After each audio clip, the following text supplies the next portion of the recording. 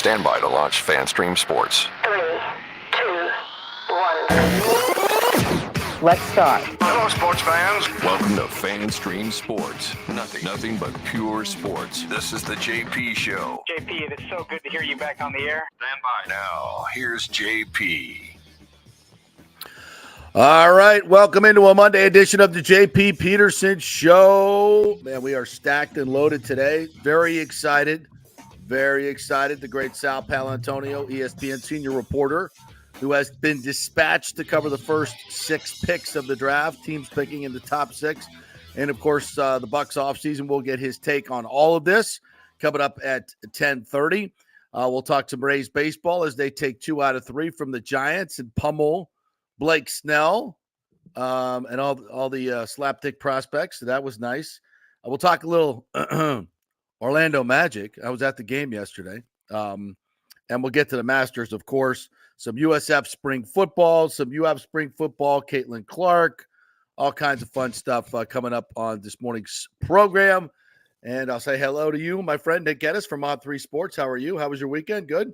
I had a great weekend. I went to the beach, which is not like me to do. Got absolutely torched out there, though. And then you still look pretty pale. I'm just, you can't see the neck. The neck is being hidden right now because it is in a lot of pain. And then normal person watched the entire Masters yesterday. I watched every shot. And before we even get into that or the Rays, whatever we start with here, I have to put over my wife because you know what happened yesterday? She disappeared from the house for about 2 hours. And then she comes back home and she had like these bags from Publix. She bought bread, pimento cheese, and I think roast beef, and then peach ice cream and potato salad. And we had our own little master spread yesterday as we both sat on the couch. And that's probably one of the first sporting events we've ever watched together. And she understood the assignment and got all the Masters goodies, and we had a good old time. So shout out to my lovely wife, Casey, there. Well done. Wow. That is impressive. Man, for a newlywed, you are running your ranch quite well, my friend. I must admit. I mean, you've a lot of compromises. We know that, and that's the way it's supposed to work. And now pimento cheese sandwiches. Wow. Pimento cheese sandwiches. I didn't realize, you can now order the Masters pimento cheese online and all the goodies that they serve there. Yeah. They had like a, what do you call it? I think you can get like the roast beef the pork sandwiches come with it too. It's like $100, I think, and you get the spread from the Masters specifically. Yeah. But yeah. Obviously you could buy all that stuff in store. Shout out to Fred Ridley, Tampa's own, Palma City member, Florida Sports Hall of Fame. He has done Tampa Sports Club Hall of Fame. He has done an amazing job bringing the Masters into the 2020s. I mean, look at what Fred Ridley has done at the Masters. Number one for women's golf, the women's amateur, outstanding. I'm pretty sure the putt, the drive, pitch, and putt was his idea as well. I don't know if that predates him as the chairman. So opening it up, building the game to the youth, and then building the game to the women.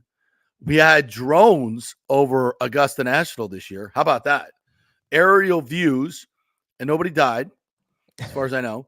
I mean, which was beautiful and incredible to see. And I'm sitting there looking at it, I'm going like, we've never seen this perspective of Augusta National before, like never. And and Ashley's like, is that a big deal? I'm like, yeah, it's a big deal. It's a really big deal. Like we've never seen this before. And now you can order Masters pimento and cheese online. I mean, this is fantastic. So shout out to Fred Ridley and all he's done to bring the Masters to the people as best he can, while still keeping it a very exclusive event. Right. And I think you're going to have to get Scotty Fitz on this week, I think, because he was there. I was following along on Facebook, and it looks like he was having a grand old time. Yes, he was hooking up with John Daly.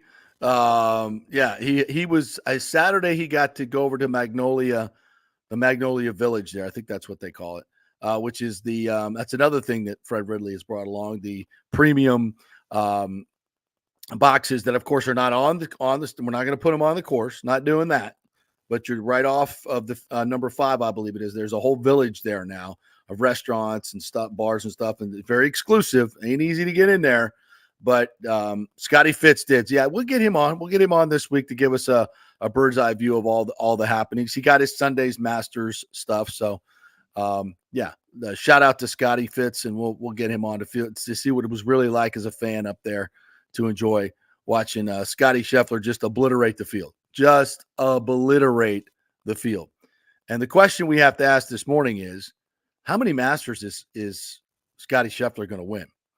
I mean, here's a couple numbers for you. He's the second to win the Masters twice in his first 5 tries. Only 3 other guys have won 2 Masters at an earlier age.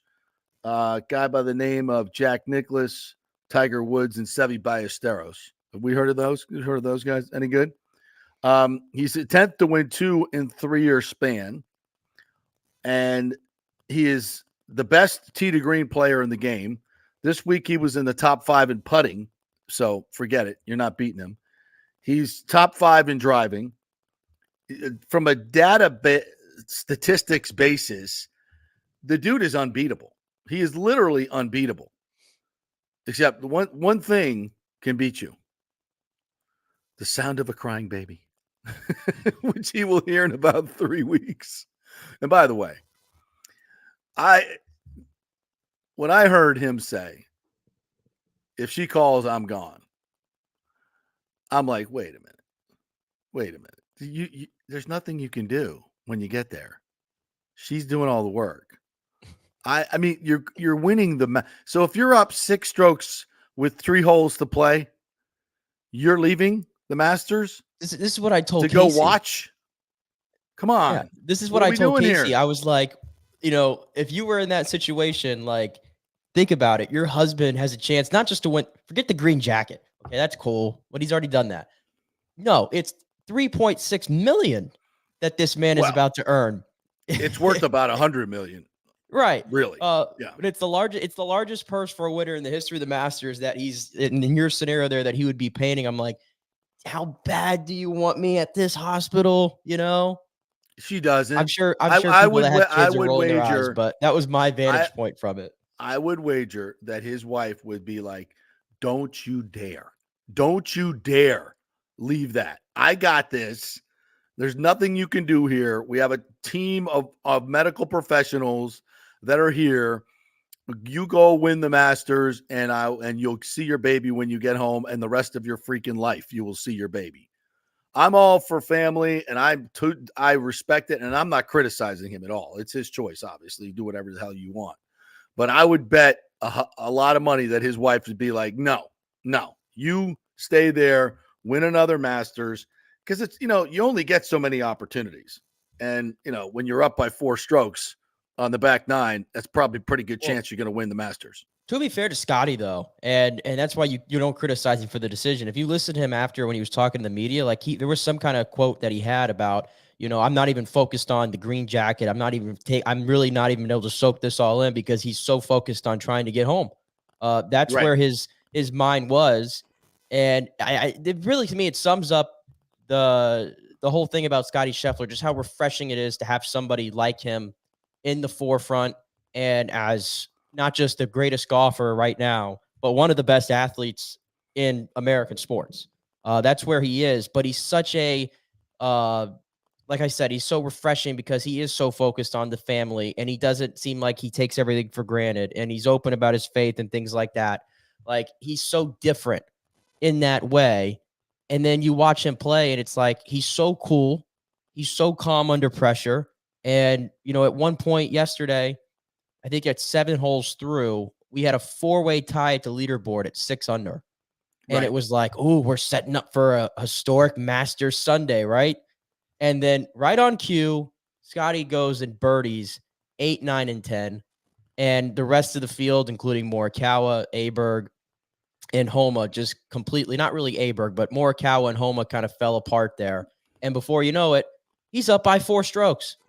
And he was able to just kind of waltz his way through the back 9 picked up a birdie, I think, at 16, I want to say. And that was 16 that. for Vern Lundquist. Yeah. And that was that. He neutralizes these fields. That's what he's doing right now. Yeah, and that's the thing. When the pressure's the most, he's just completely unbothered, and it's because of his perspective and the way he looks at life. And again, it's like every time Scott Van Pelt tries to talk about his faith, it's the most awkward thing I've ever seen in my life. Just let Scotty handle that. It's so clear that he is on a different playing field at the Masters than everybody else. Like Rory's a perfect example. Rory is looked at this, obviously it's going to complete the Grand Slam for him, and he just can't get over the hump. He wants it so bad. He cannot get out of his own way. And Scotty Scheffler is the absolute opposite. He's like, this is not that big a deal to me. Like, life is so much more important. The birth of my son or daughter, he doesn't even know what the sex of it, right? He hasn't found out. Of course he hasn't. He's like, that's so much more important. And that matters. It really matters if you're not making it the most important thing in your life. Now, that's not to say the guy doesn't work hard. The dude is just an absolute, he's maniacal about hitting golf balls. And I don't think I've ever seen anyone more consistent than him, except maybe Tiger in his 2000 run. Well, I will say, I actually was doing some research for this because I think I threw it out there maybe when he won the Players again.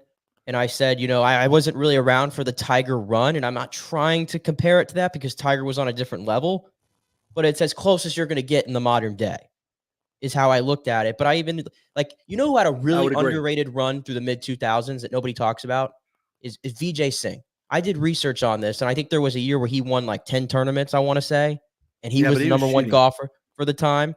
Like, he's had a run that was even better than Scotty was on right now. And nobody talks about it. So there's maybe some recency bias in there a little bit, but it's still a joy to watch. And, the other thing too that makes him so unique, he doesn't have many detractors.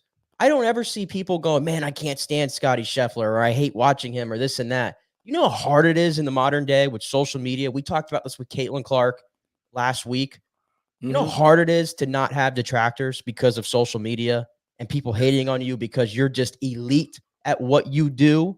Nobody's like saying that about Scotty Scheffler. Like, oh, I can't stand Scotty. Everybody's like rallying around the guy.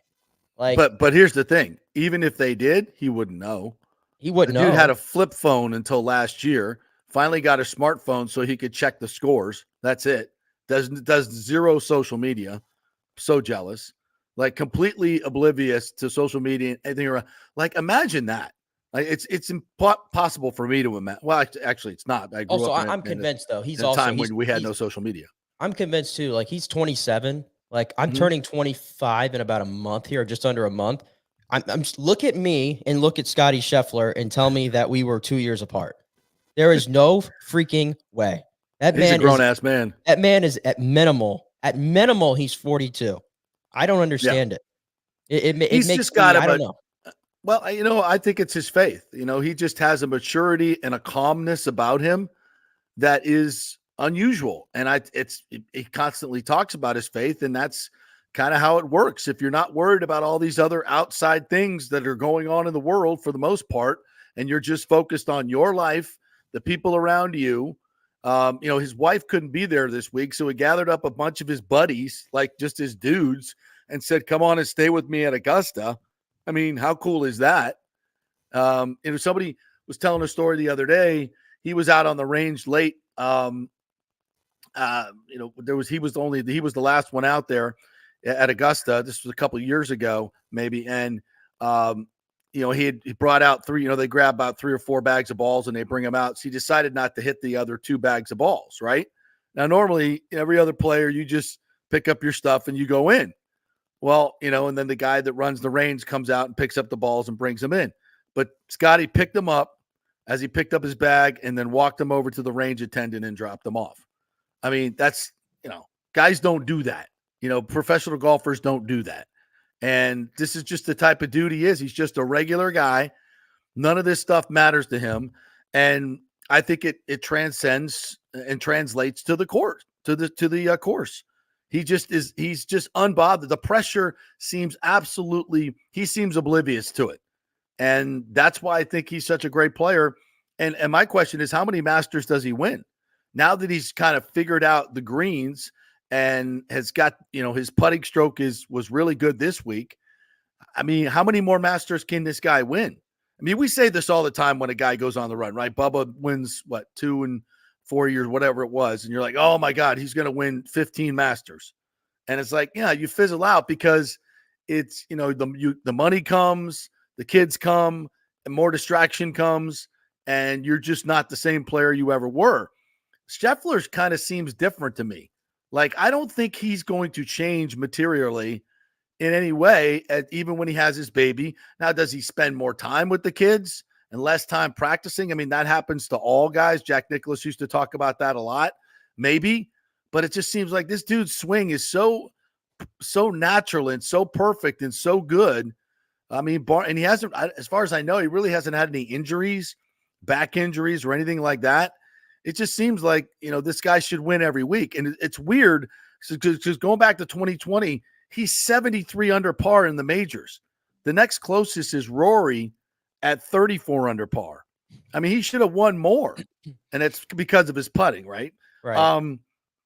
And which he seems to be figuring out. I mean, these numbers are off. He hasn't played an over par round in competition since August of 2023. He hasn't been over par. Literally, go back to insane. Since March 1st, he's only been beaten by one golfer. Since March 1st, his last 4 tournaments was win, second, win. And the one that he finished second, he missed like a little 4-foot putt that would have sent it to a playoff, and he probably would have won that too. So the only thing with Scotty that's interesting, like you look at all his wins, they have all come within a certain window, and that is February to April. In fact, April 14th was yesterday's date, obviously. That is the latest in the PGA Tour calendar, golf calendar, that he has ever won a tournament. That's the interesting thing about Scotty, is this is 3 years in a row now that he's gone on one of these just absolute heaters, but it's all at the front of the schedule. He's never won a tournament after the Masters on the PGA Tour. So that's if you're looking for a chink in the armor bizarre. Or something to talk about Scotty, and this is why when you talk about great runs, and again, I was part of it too, recency bias. You don't want to get too ahead of yourself, is because he actually hasn't done it for a full long season. He just starts off way better than everybody, and eventually he hasn't been able to win. So I guess that's the thing about Scotty. There's something still to chase there. Like you said, he hasn't won any of the other majors, and he's never won past the Masters. So there's still a lot for Scotty to accomplish, and it's all there in front of him. But that's just something I thought was interesting when you look at all his wins. So obviously the headline of the Masters is Scotty Scheffler and how he just dismantled the field. The next headline is Ludwig Oberg, who was playing in his first Masters, his first major.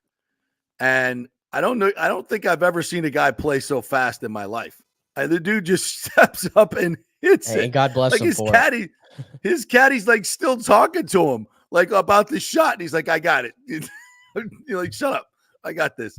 And he's just hitting balls down the fairway, hitting bombs.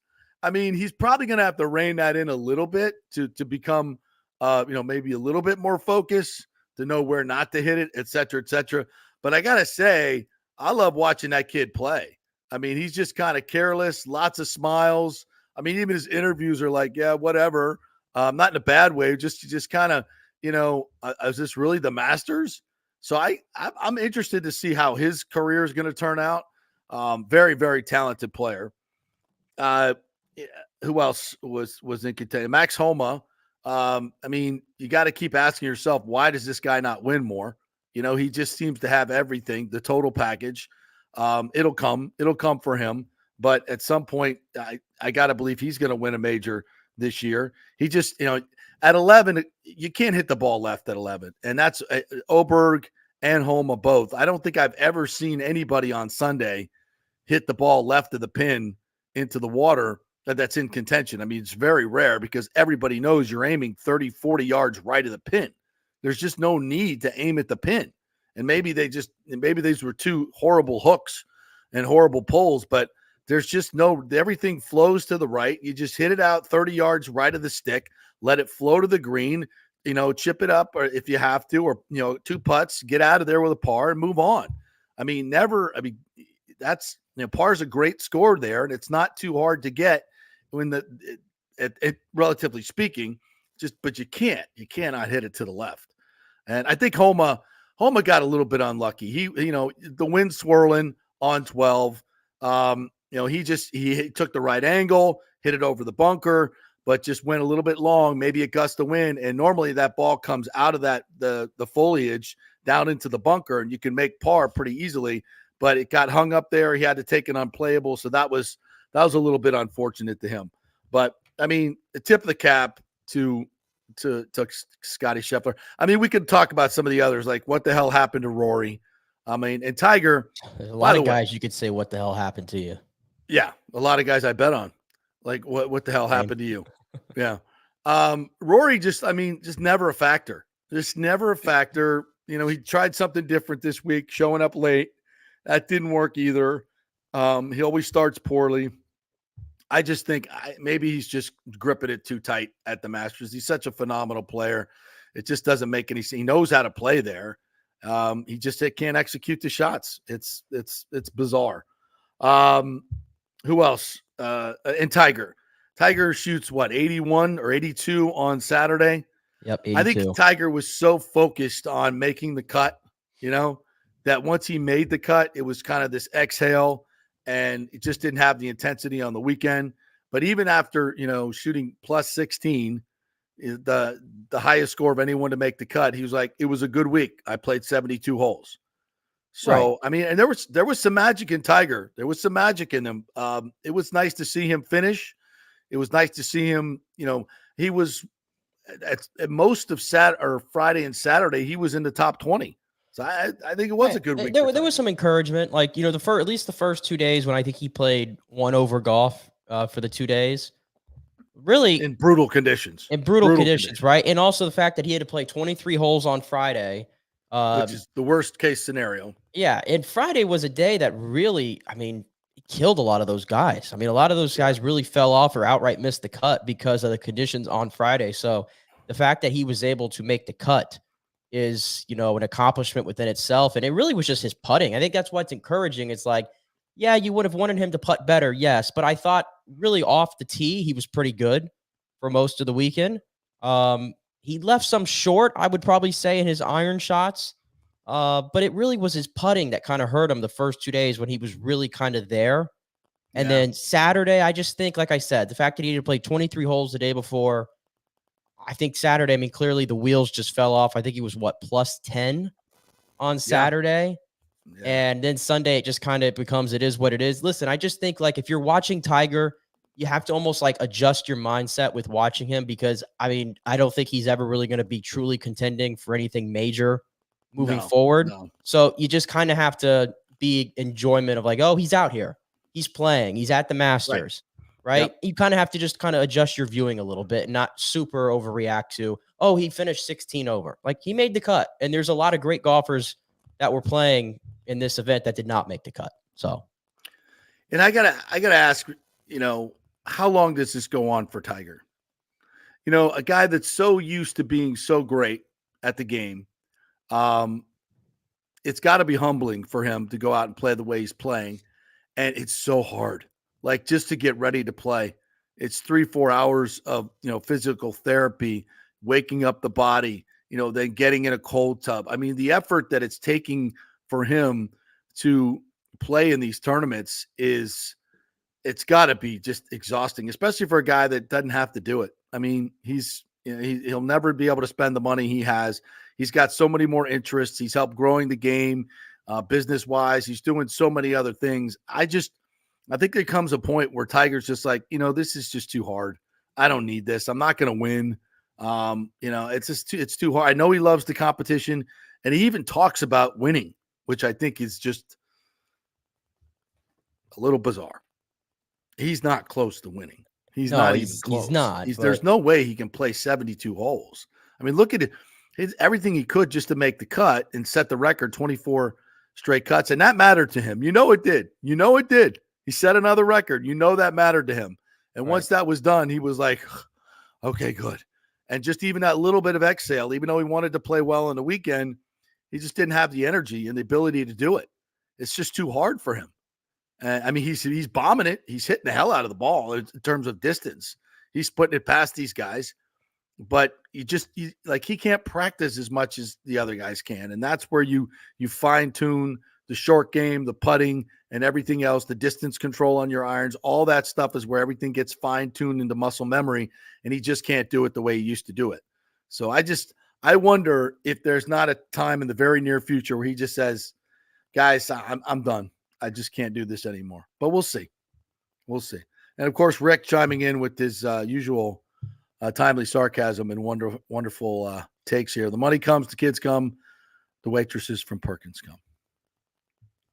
Thank you for that, Rick. Going into the nostalgia there.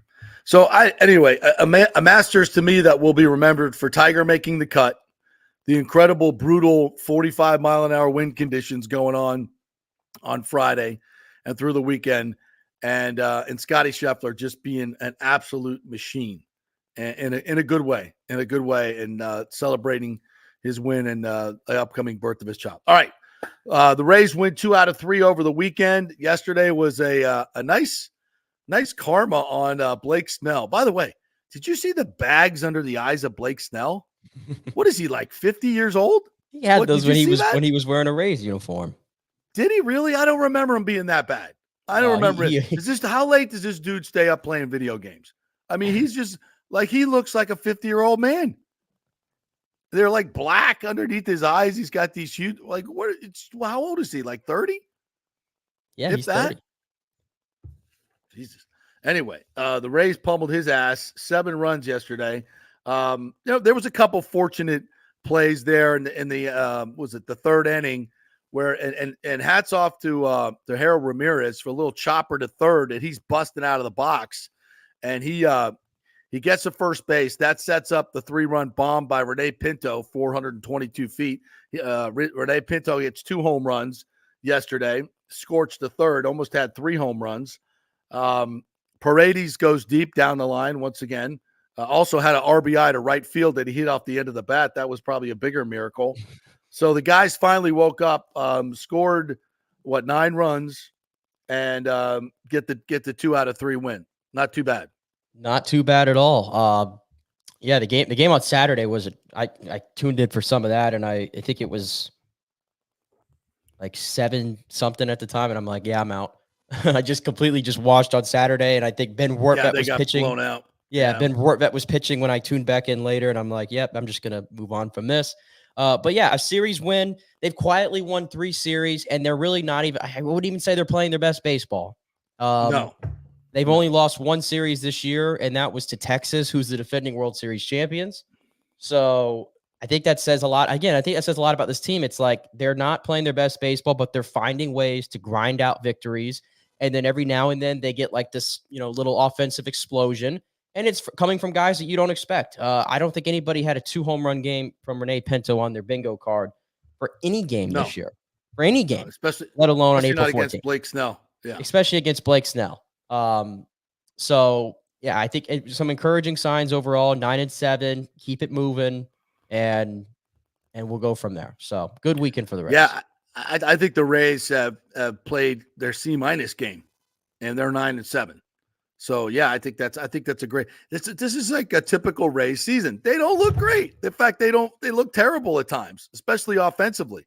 They look terrible at times, and then they come up yesterday and get a couple of bleeders to come in, and then Pinto goes deep twice. It's just they're just kind of putting it together as they always do. Sean Armstrong looked good in the beginning, especially in that second inning. He looked great, got struck out the side, and then Tyler, what's his name? Tyler Alexander. He finally had a good outing that they needed desperately. Yeah, you see the way he needs to pitch, hitting his spots, and got a huge strike zone he was working with. So that was nice. But, yeah, it's just like they're not an exciting team to watch, I don't think. Nice crowd yesterday at 20,000 on the Sunday. But it just, I don't know. They're 9-7. They're 9-7. And even on Friday night, like Waguespack was pitching, and he gave them 4 solid innings. And when I first saw that, I was like, Waguespack is pitching? Really? To start? So, yeah, listen, crazy. Tyler Alexander and Jacob Waguespack giving them quality innings to contribute to wins. Take it. All right, we'll take our first break. We'll come back. Sal Palantonio is going to join us. We're going to talk some NFL draft. He's been assigned to cover the top 6 picks in the draft, the top 6 teams. So we'll get his perspective on those guys, where all the quarterbacks are going. It's going to be very interesting in this draft. And, of course, we'll do some Bucs talk as well, his thoughts on the Bucs offseason and where they sit in the NFC South. We are brought to you by the Jeeves Law Group, JEEVES lawgroup.com. They are local, they are trusted, and they get results. So don't go with some out-of-town firm when you can go with the Jeeves Law Group. That will get you great results and make you feel important. And they'll call you right back, and not like some of these big law firms where you got to wait weeks. It's the Jeeves Law Group, JEEVES lawgroup.com. And, of course, we're presented by the great folks at Hydrate Heroes. Back in 3 with Sal Palantonio.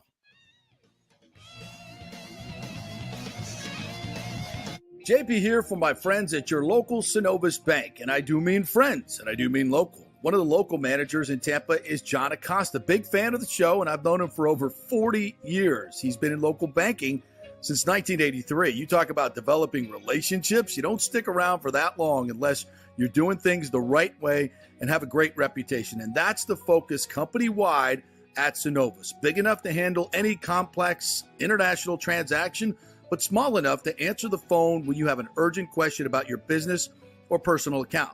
And for personal accounts, they have a very easy app that works great. You can do everything online. And for large or small businesses, you will get that personal touch and services to help build your business, taking your dreams and aspirations from the whiteboard to reality. We can make that happen. Let us show you how. For a Get Acquainted meeting to open a business or personal account, just call John or go to Synovus.com to find out where your local branch is. Everyone knows Italiano Insurance is your go-to for home insurance, but they also have an amazing team that focuses on business insurance. Yes, your business is most likely your biggest asset, so make sure you have the right coverage at the most competitive price. And if you started a side hustle recently, don't forget you need business insurance, because if you get sued in this over-litigious society we live in, you could lose all your personal wealth. So get that business insurance. And for the best customer service, always choose Italiano. My representative, Charity, is amazing. I called her late on a Friday because my insurance was going to lapse. She stayed late until the job was done. You just don't find that anymore. Give them a call, 813-877-7799. That's 813-877-7799. Italiano Insurance. JP here for the Geddes Gordon Real Estate Group and our good friend Jane Geddes. Folks, simply put, there is nobody like Jane. Jane is a former LPGA 2-time major championship winner. She was also vice president of talent relations at WWE. She also has a law degree from Stetson. So if Jane can drain a 10-footer to win the U.S. Open and stare down Hulk Hogan in the boardroom, you want Jane on your real estate team to not only negotiate the best deal, but find you the perfect home or investment property. And when you work with the Geddes Gordon Group, you become part of the real estate family and get concierge services that include expertly staging, marketing, and preparing your home for sale. Advice on golf properties. Hey, you might even get some golf tips. Many of their clients become friends long after the sale or purchase is completed. It's all part of the deal. So if you're looking for that perfect home or investment property or try to get top dollar for your home, go with Jane Geddes and the Geddes Gordon Group, because there's nobody like Jane. Call 813-485-6808 or go to geddesgordon.kw.com. That's GEDDES Gordon.kw.com. or call 813-485-6808. With over 34 years of producing small and large events, Extravaganza Productions is truly a Tampa treasure when it comes to creating some of the very best events in Tampa and all across the United States. I've worked with them at the Florida Sports Hall of Fame inductions, the Warrior Games, which was an Olympic-sized event spread across all of Tampa Bay. They are the very best, from small meetings to exceptionally large corporate conferences to galas, fundraisers, sporting events, grand openings, whatever you want. Team EPI has an extremely talented staff of designers and show producers that develop extraordinary events fueled by the visions of their clients. You can reach them at their Tampa headquarters at 813-621-4700 or go to extravaganzaproductions.com. Let's go. Right now. Back to the show on FanStream Sports. All right, welcome back to the JP Peterson Show here on this Draft Week Monday. We are excited to talk to Sal Palantonio, ESPN senior NFL reporter who will be covering the draft. He has been assigned the top 6 teams. What's up, Sal Pal? How are you, my friend? Oh, my brother JP, how's it going, baby? We're only a week and a half away from the draft. Really looking forward to it. I cannot wait. This is an exciting time for especially those teams at the top. It's an exciting draft in terms of quarterbacks. I mean, you're covering the top 6 teams, and I think maybe we're going to have 4 quarterbacks go in the top 6, maybe 5 if we have trade ups. This is looking like a bananas scenario at the top of the draft as we continue to overdraft quarterbacks. Right? That's just kind of what happens each and every week, every year. Well, there's a reason why you're overdrafting quarterbacks, JP. Yep. Here are the numbers. You have this unprecedented level of volatility and uncertainty at the quarterback position in the NFL. Last 2 years, unprecedented. His quarterback started a game in 2022. 66 started a game in 2023. That means you had a turnover of some kind or another 134 times among the 32 teams in the last 2 years. Never happened before. So teams are always going to be on the hunt for quarterbacks. I got 6 teams that are desperate for a starter. I got another 7 or 8 teams that are looking for a quarterback right now to add as either a backup or a third stringer. And then I got 10 teams who are in the hunt for a quarterback of the future. So you're absolutely right. They overdraft quarterbacks, and there's a reason why. So why do we have this unprecedented volatility at the quarterback position? One, I don't think, most important, I don't think teams are doing a very good job of developing quarterbacks. Yeah, 2, I agree. injuries. Injuries. And 3, underperformance at the quarterback position and the turnover at the offensive coordinator position and the head coach position. So it's an epidemic problem that the NFL has to deal with. And we all know, hey, JP, if you talk to coaches, you talk to general managers, they all said the same thing this offseason. Points scored are down at a 4-year low. Points scored per game are now at 43.5 per game. That's a 4-year low. The NFL has not yet pushed the panic button, but it's close. You know, Sal, those are great points. And you know, it's when the first thing you say is, well, let's, tweak the rules to see if we can get more scoring. I don't think you can tweak the rules anymore without completely bastardizing the game of football. I think we got to leave it up to the coaches and the players to start figuring this stuff out and say, get better at what you do offensively. And I think the thing you just mentioned, it's the lack of patience with offensive coordinators, with head coaches, because as you know, consistency wins in this league. And if you're trading out the offensive coordinators every month, which it seems like in the NFL, it's hard to get consistency. You talk to quarterbacks as I do, and what's the number one thing that they talk about? It's like, I've had, 5 offensive coordinators in 6 years, what Baker Mayfield went through. And it's just really tough for these guys to perform under those circumstances. Would you agree? There's no question about it.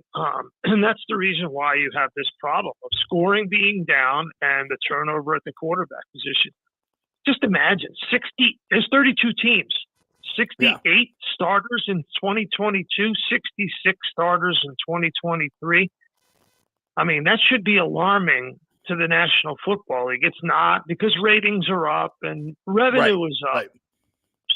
But they understand that, the product that they are selling on the field. Now, let's dovetail to the draft. So this is a perfect draft at a perfect time in the NFL. Volatility at the quarterback position, scoring is down, coaches and GMs are looking for guys who can make explosive plays. you got to find guys who can put the ball in the end zone. And that's what this draft offers, especially at the top with quarterbacks and wide receivers. Sal, do you think it's it seems like a foregone conclusion now that Chicago is taking Caleb Williams. What are you hearing in terms of other teams talking about Caleb Williams? We hear a lot of people thinking that Jaden Daniels is the better selection, but Chicago's sticking with Caleb Williams. I happen to think that Jaden Daniels is the better player. I like him more as a leader. He's played against better competition. I think he's a better athlete overall. I think he throws the ball better, does more that will translate to the NFL. Not that Caleb's poor in any of those areas, but I like Jaden Daniels better. What are you hearing?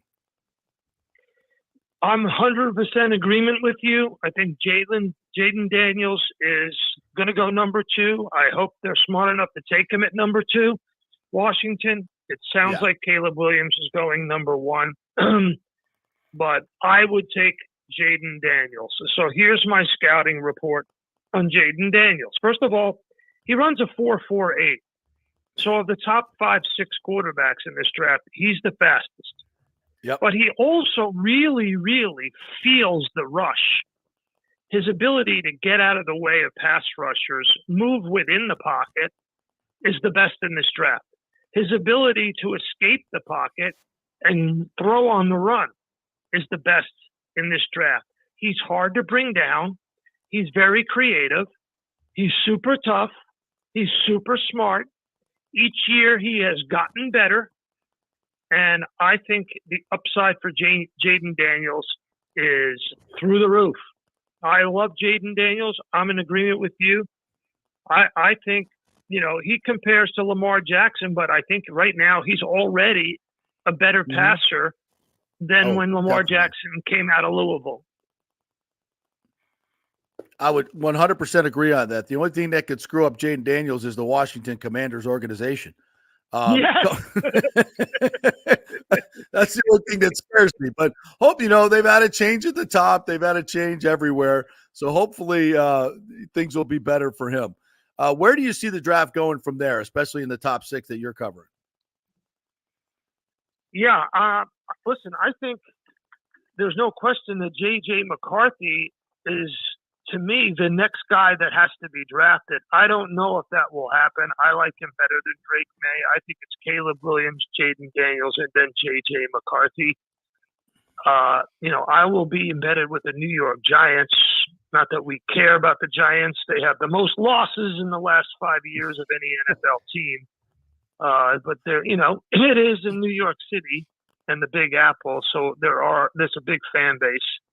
But the Giants are in the same category as Washington. They've managed to screw a lot of things up. I mean, to me, the best receiver is Neighbors, just in my mind.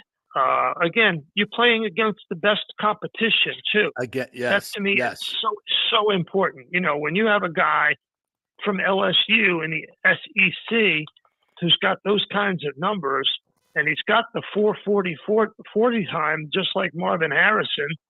He's not as big as Marvin. Marvin is 6'4". Neighbors is 6 foot. Roma Dunze, I like him too, but Pac-12. Right, exactly. You're not playing against, and he's not as fast as the other 2 guys. So I don't know about him. Being a ready-made NFL player. How's my guy Todd Bowles, and how's my guys Baker Mayfield and the boys down there? What do you got for me? Well, Baker, great picture this week. Baker and Tristan Wirfs both holding their babies who were born in the last couple of weeks, both of them, sitting there watching the Masters on their outdoor patio here in Tampa Bay. I mean, that was like, if that didn't scream, this is the offseason, folks.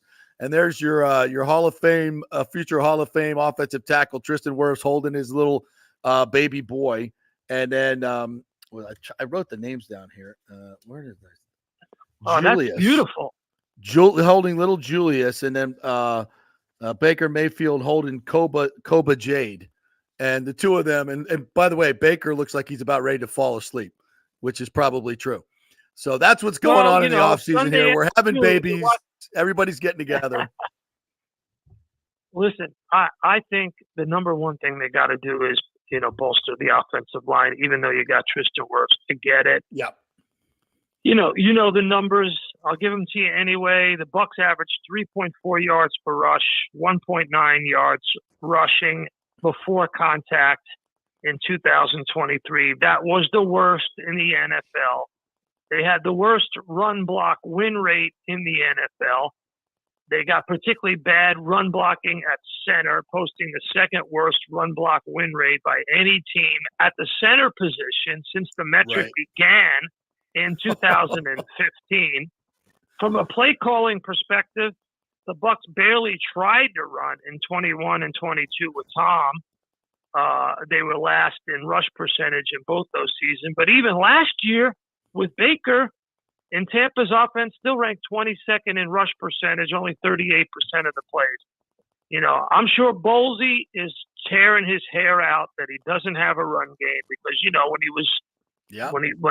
when he's best, is most successful, and his defense is most successful, is when they are controlling field position and the clock and, putting pressure on the opposing quarterbacks. But that's not the way they play in the league right now. And, but they still need some more balance on their offense. That would be, if I were the Bucs, I'd be O-line. It's not a running back rich draft, but I'd find somebody to help out in the running game. Well, Sal Pal, I couldn't agree with you more. The center position and the left guard position to me are, A1 and A1 in terms of getting bigger and tougher up front, because especially with a smaller quarterback like Baker, you just can't, as your great friend Greg Cosell was pointing out the other day, he's a step and throw quarterback. He can't have pressure up the middle. No quarterback likes that, but especially a shorter guy that has to step and throw into balls, you got to have somebody stout at the center position that's not going to give ground right away, which is what Robert Hainsey did. And also you got to have a run game to keep teams guessing and keep defensive linemen from teeing off every play.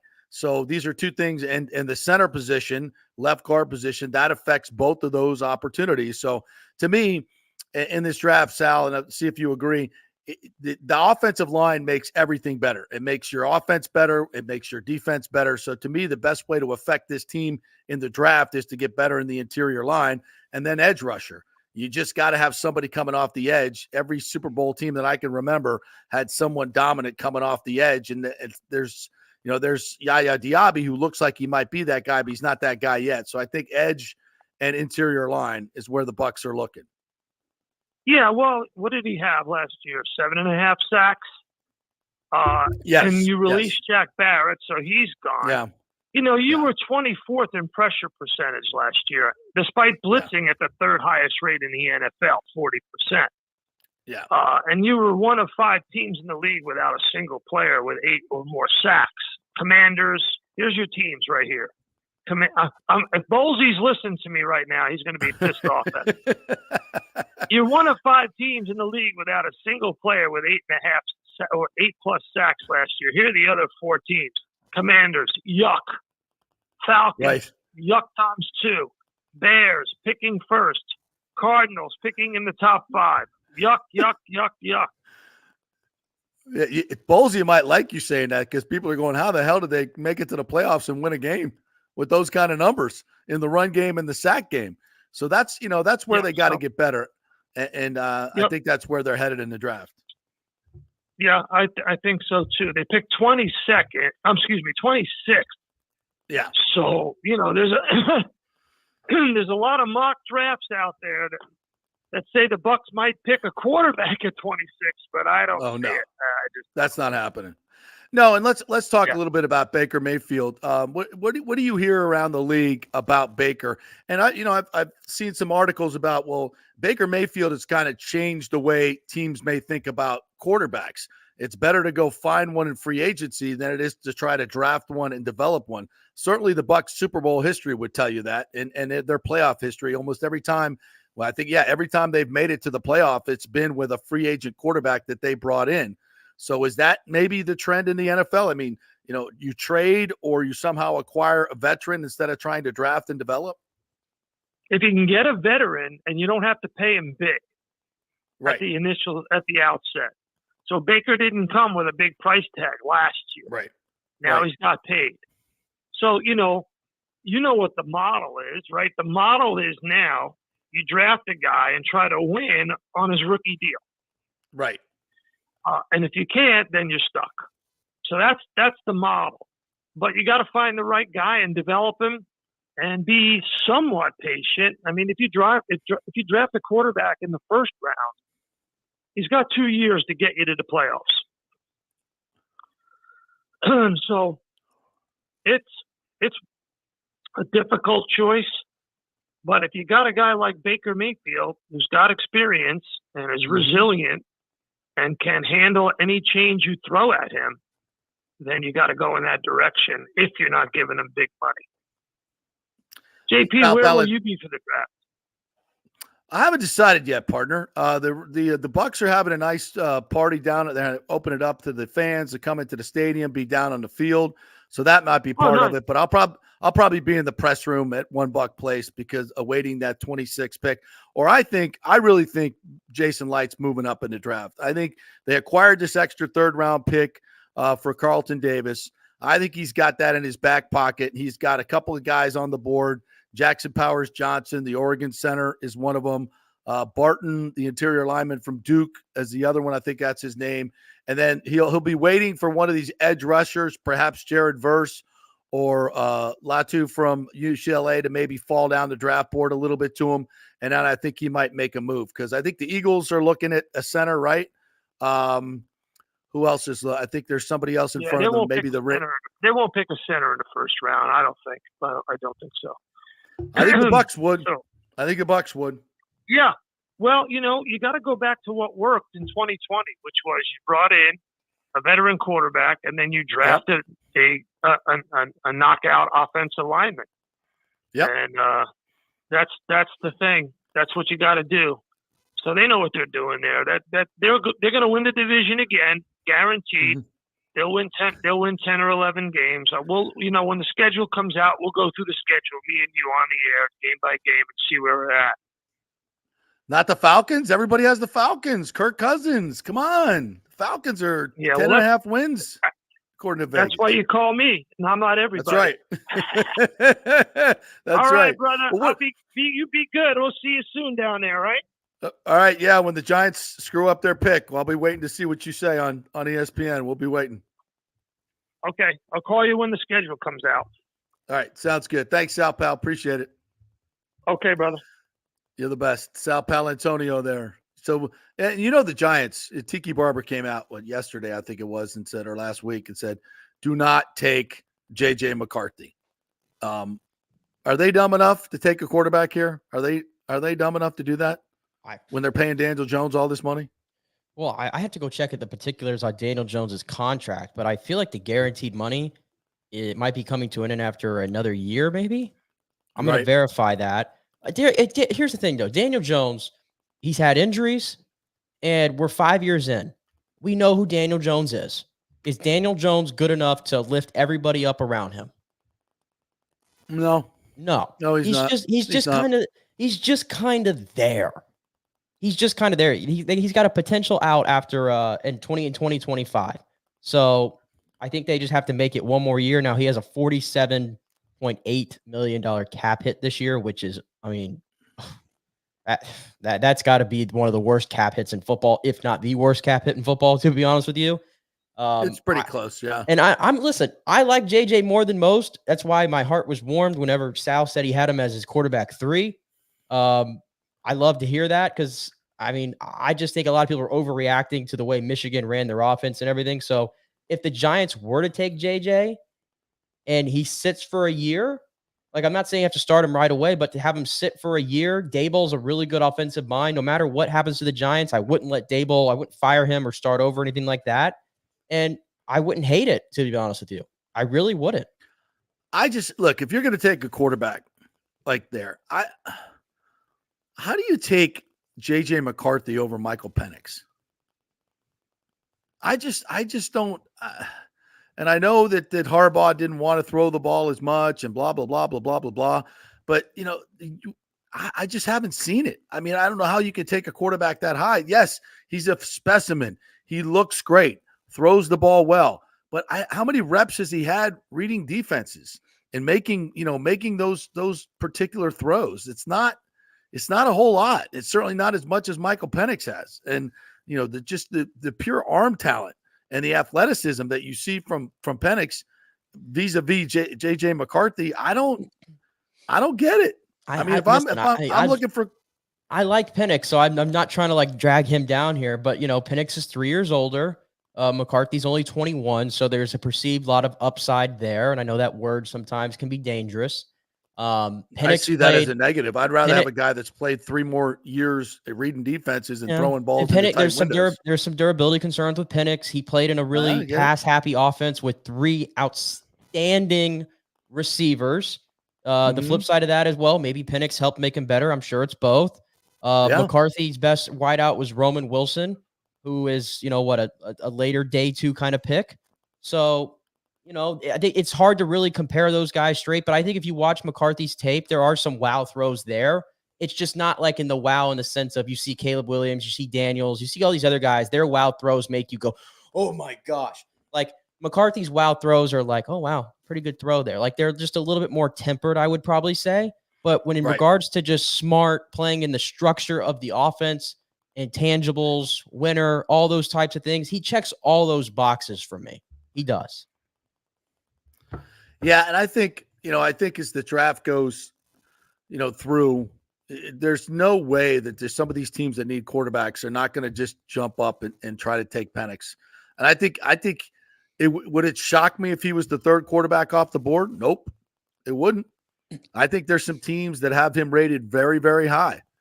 But again, it's such a crapshoot when you're drafting these guys out of college. Yes. You just don't know. And that's why I think, the free agent route is the best way to go, because you know who these guys are. You know how they apply their abilities to the NFL. You can see it. You got it on tape. And then you can go work with what they have. And I think Baker Mayfield, Brad Johnson, Tom Brady, these are all perfect examples. By the way, we talked a little bit about this on Friday, but Tom Brady, I wouldn't be opposed to coming back. I was watching Get Up this morning, and here's, RG3, God bless him, like spouting all the stats, like, about, oh, look, he threw for 4,500 yards his last year. There were 20, and then thank God Jeremy Fowler came on and said, guys, the numbers look great. Did you not watch the season he had with the Bucs? And he's like, he doesn't want to get hit. Like, he can't get hit. You can't play quarterback not wanting to get hit. You can throw for those yards and you can throw the ball away, but it's not winning football. He's going to be 47 years old. Can we can stop this? Come on. Tom's just keeping his name out there. That's all he's doing. There's nothing to that whatsoever. There's no way. I bet to some teams there is. I bet to some teams that missed it last time around, like San Francisco and other places, they'll be like, he still wants to play. Look at those numbers. Like, go look at the tape. Yeah, but he did that. He did those numbers in 750 throwing attempts or something like that. Yes. Some ungodly number. No. And look how bad the offense was overall. No. It was terrible. 20 points a game. No running game. And he didn't want to get hit. He looked like he lost 20 to 25 pounds in front of your eyes. No. Yeah. No. Yeah, you don't. No. Go back and look at the tape. Don't look at the numbers, RG3. Look at the tape. It was not pretty. But you know what? He did say something I would agree with.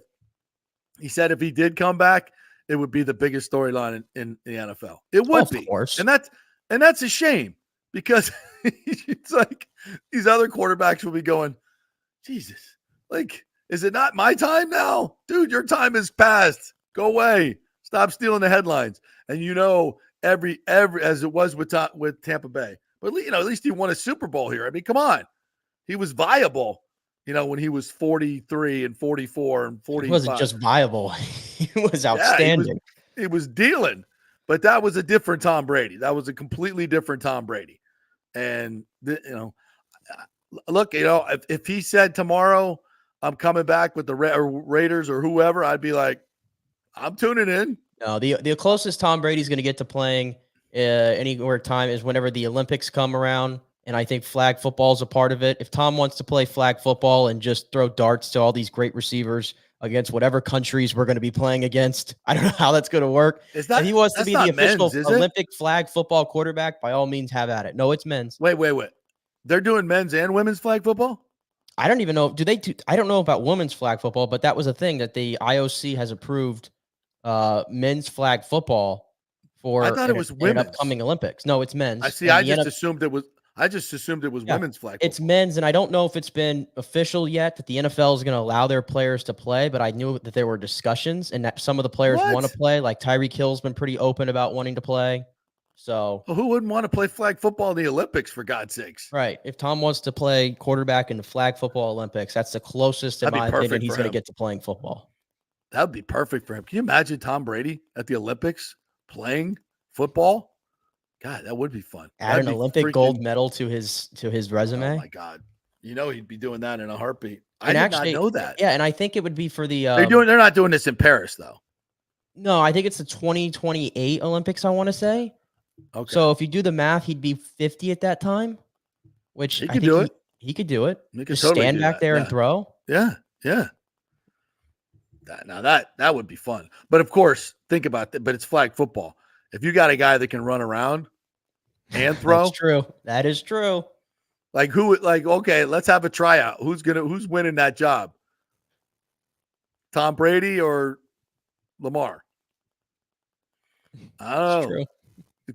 Good luck trying to grab that dude's flag. Yeah, good luck. I just want to know what the other countries are fielding out there. How's that? I don't know how that's going to work, but again, what are we? Yeah, USA would field the top 25 teams in the world.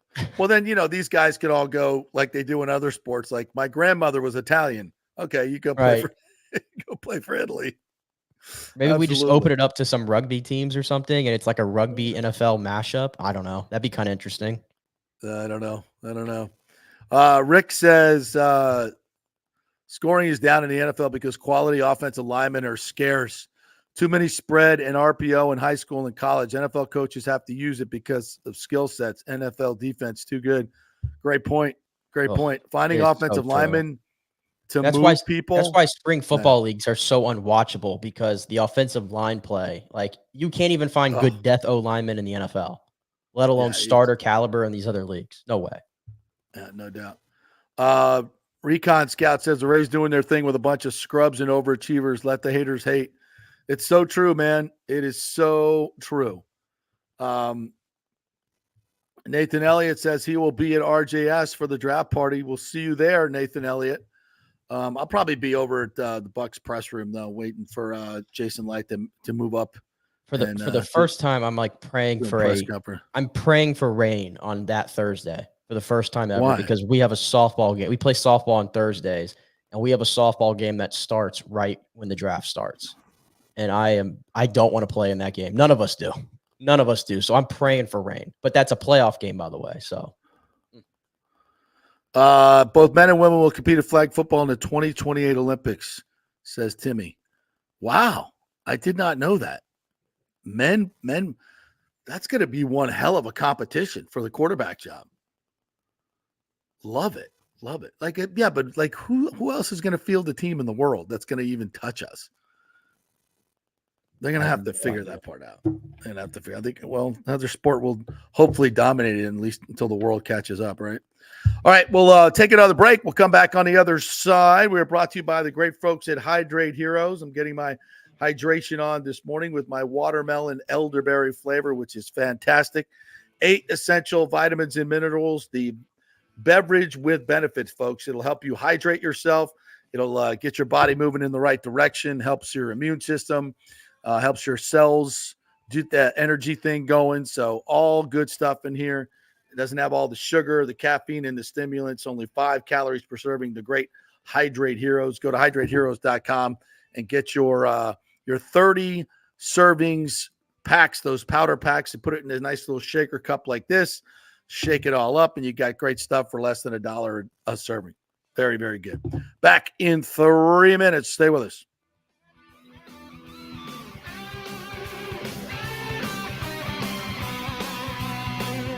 Hey, it's a great time to buy a house and get a mortgage with American Mortgage Services. Okay, I got your attention now. But JP, rates are at 8%. That's true. But I spoke with our friend Scott Fitzgerald at AMS Tampa, and this is what smart people are doing. Rates peaked at 8% last month, but they've come down, and AMS recently locked some folks in the high sixes. Prices have also stabilized or dropped in some areas. So if you're going to eventually buy, now is the best time to get the house you want. Fitz will get you the best rate out there, shopping it around to dozens of lenders. And when rates come down in a year or so and the frenzy begins again, prices go bananas again, you will already have the pick of the litter. Then he will refinance you and keep costs at nearly zero because that's what they do at AMS Tampa. You're back at 4% in the house you wanted while others fight the frenzy. Be smart. Stay one step ahead. Email Fitz at scott@amstampa.com, scott@amstampa.com, or call 813-294-7595. Scott Fitzgerald, NMLS 386-722, American Mortgage Services, 1000 North Ashley Drive, Suite 1020, Tampa, Florida. All right, this is for all you guys who don't want to go to the gym and do 5,000 crunches. At Bay Area Modern Medical Center, you can get on the new True Body machine where you can reduce fat and tone up your muscle. It's like doing 54,000 crunches in just 15 minutes. Define your body as you see fit. True Body offers personalized muscle stimulation that delivers the equivalent of those 54,000 crunches in just 15 minutes. Just get in touch with them at Bay Area Modern Medical Center, BAMMC.com. Chris Lugo and the team over there will set you up on True Body and get amazing results. Non-invasive with comfortable and little to no pain and zero downtime. You can isolate and target those areas that you want to improve and treat multiple areas simultaneously. It's an amazing machine, so check it out at Bay Area Modern Medical Center, BAMMC.com. Everyone knows Italiano Insurance is your go-to for home insurance, but they also have an amazing team that focuses on business insurance. Yes, your business is most likely your biggest asset, so make sure you have the right coverage at the most competitive price. And if you started a side hustle recently, don't forget you need business insurance, because if you get sued in this over-litigious society we live in, you could lose all your personal wealth. So get that business insurance. And for the best customer service, always choose Italiano. My representative, Charity, is amazing. I called her late on a Friday because my insurance was going to lapse. She stayed late until the job was done. You just don't find that anymore. Give them a call, 813-877-7799. That's 813-877-7799. Italiano Insurance. JP here for Extravaganza Productions. You know, I've worked with these pros on so many big and small events. They recently did the Kappa Alpha Psi Grand Reunion, the Tampa RV Show Exhibit. They did the Skills Center opening of Tampa Bay. They can do those small events. They do the biggest of events. So if you are thinking about planning a meeting or special event, call the talented staff at Team EPI. They will give you a free creative meeting if you mention the JP Peterson Show. They will provide you with an exceptional experience. Heck, they'll even show you their huge warehouse with great props. Anything you want. They'll do it on time and on budget. You can reach them at their Tampa headquarters at 813-621-4700 or go to extravaganzaproductions.com. Tell them JP sent you. Let's go. Right now, back to the show on FanStream Sports. All right, welcome back to the JP Peterson Show, brought to you by the great folks at Extravaganza Productions. If you got a meeting coming up or a 50th birthday party, you want to do something special, call the great folks at Extravaganza Productions and have a free creative meeting with them. It'll cost you less than you think. You try to do a lot of this stuff yourself, folks, hiring a DJ or whatever you want to do and have some type of party. You may save money and get a better product with the folks at Extravaganza Productions. If you got a charity event coming up, you want to do something a little bit different with a different theme, call the folks at Extravaganza Productions, tour their extensive warehouse and all the crazy props they have. I mean, there's some huge, huge props in there that you may have seen at Outback Bowl parties or ReliaQuest Bowl parties or any other of the big events around Tampa Bay. Extravaganza Productions does them all, and they can do your event as well. Get that free creative meeting by calling them. Just go to the website, extravaganzaproductions.com. Call them or email them and tell them JP sent you to get that free meeting. Great folks over there. All right, I was looking at some of the stuff that's trending on Twitter today, and it's, of course, the IRS is trending. Don't forget, pay your taxes today. If you haven't got your taxes in, get them in today, or at least file for the extension, whatever you got to do. But make sure you take care of business today. If you have to pay taxes, you still got to send in some money, even if you're filing for an extension. So away you go. Got your taxes done? My taxes have been long done. I am not one of those people that waits to the last minute because I don't think it's that stressful as a process as people think. I really don't. Well, especially not for most people. It's a pretty simple process, actually. For me, it's a little bit more involved. But like I said, I saw an accountant. It took an hour to knock out, and it was over with. That's it. Yeah. There you go. Get her done. You don't want to trust me. You don't want to be owing the IRS for years and years. That is no fun. I was just scrolling. Right. I was just scrolling out through Twitter, and I came around to this. So today is April 15th, which I believe I think today's Jackie Robinson Day. I want to say around baseball, April 15th, right? I always know it is tax day. I think today is Yeah, it is Jackie Robinson Day. So I believe all the teams are wearing 42. Love that. And then I believe it's the Red Sox are playing at 11 o'clock today. So they just got underway, and I saw Gronk was throwing out the first pitch. And in typical Gronk fashion, he did not throw the pitch to home plate. He acted like he was going to, and then he spiked it into the ground and got crazy. So stay true to yourself, Gronk. We love it. Great little clip that's going around on social media right now. Love that. Also, Boston Marathon today when we have the early ball game. Remember that was the bombing. I think it was the day the Rays played there. Many and that was ago. Now 11 years ago. Was 11 years ago. So that's why the Sox are playing today, because they always play earlier on the marathon day. The Boston Marathon Day. Cool. The draft process is fascinating in so many ways. And right now is when it really becomes, the week before the draft is when it gets kind of crazy with the misinformation. This is the week we're going to get some crazy stories on some of these draft guys. And most of it's not true. And most of it is designed to have them fall down the draft boards to people that really want to pick them. It's a dirty, dirty game, but expect some of that this week from your favorite rising star on the draft board. We'll see some of that. If you're a Buccaneers fan, the one thing you want to see is quarterbacks being overdrafted, offensive tackles being overdrafted, and anybody that has a pulse that can rush the passer will be on the Buccaneers board as we go down each and every pick. Very, very likely to get one of those picked. So I want to talk about a couple other things. I actually went to an NBA game yesterday. The Orlando Magic had a chance to wrap up the fourth or fifth seed. I think it was the fourth seed. If they won, if they lost, they could have fallen down into the play-in game. And they came out against the Bucs without Giannis.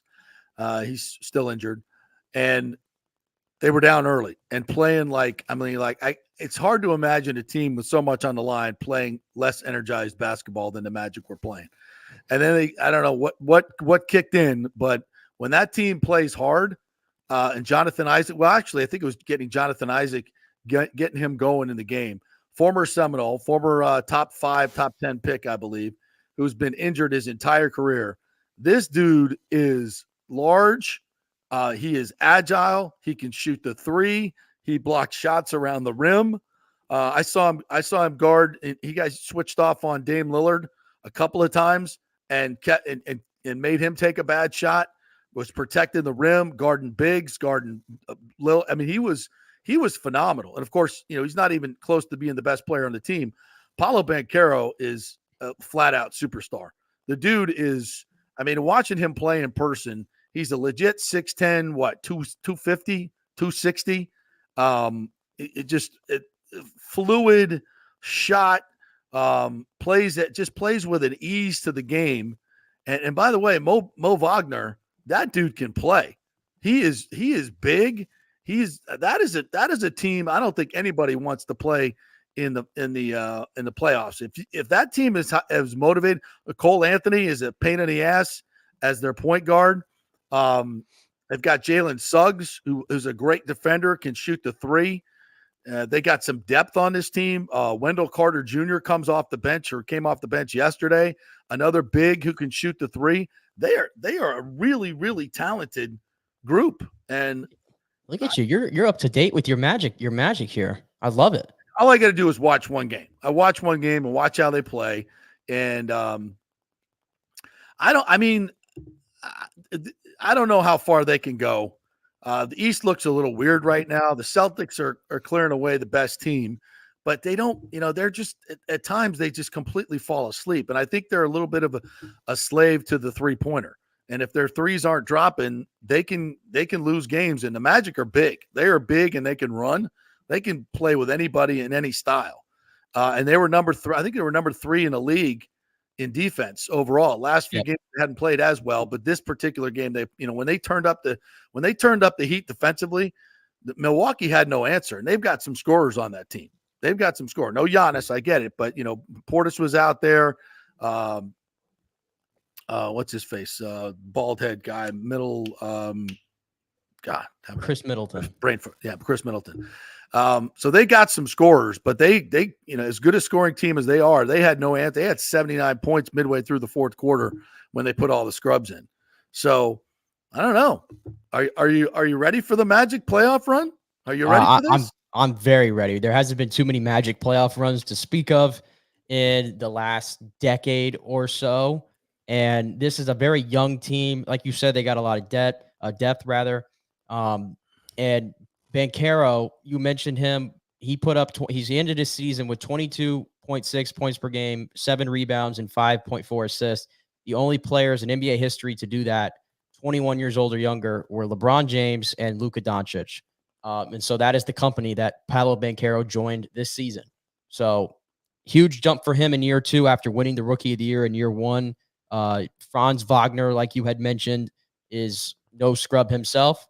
So it's going to be interesting. They didn't exactly play their best basketball down the stretch here, so they slipped to the 5 seed. They're going to play the Cavs in the first round, and the Cavs have home court rather.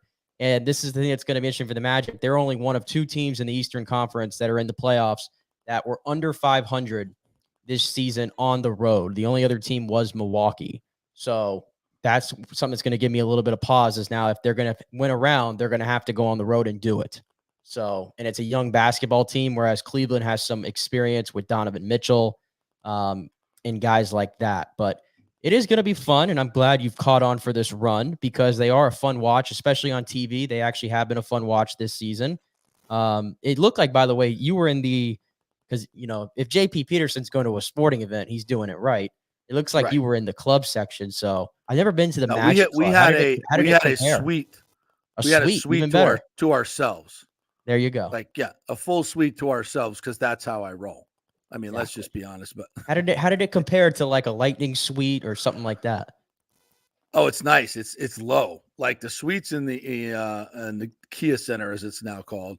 I mean, you're like right on that first level. Like if you were in the Amalie Arena, they have those suites down there on the first level. I think there's 10 of them. There are 15 or something. But those first level suites, you're right down on top of the floor. And this one, we're kind of in the behind the basket, but it was like really, really good vantage point. Yeah, friends of ours have a box there. So thanks to Chantel and Chris. Thank you guys very much for getting us those tickets. And I guess they go to the games all the time. So for some reason, that was like Sunday, nobody else wanted to go. We're like, oh, we'll take the tickets. So yeah, it was beautiful. Great arena, by the way. Super arena, easy in and out, super in and out. Very intimate arena for as many as it holds. Now I've also been in 300 level. It's a long way away for a basketball game. It is. I much prefer the suite to myself, but it was nice.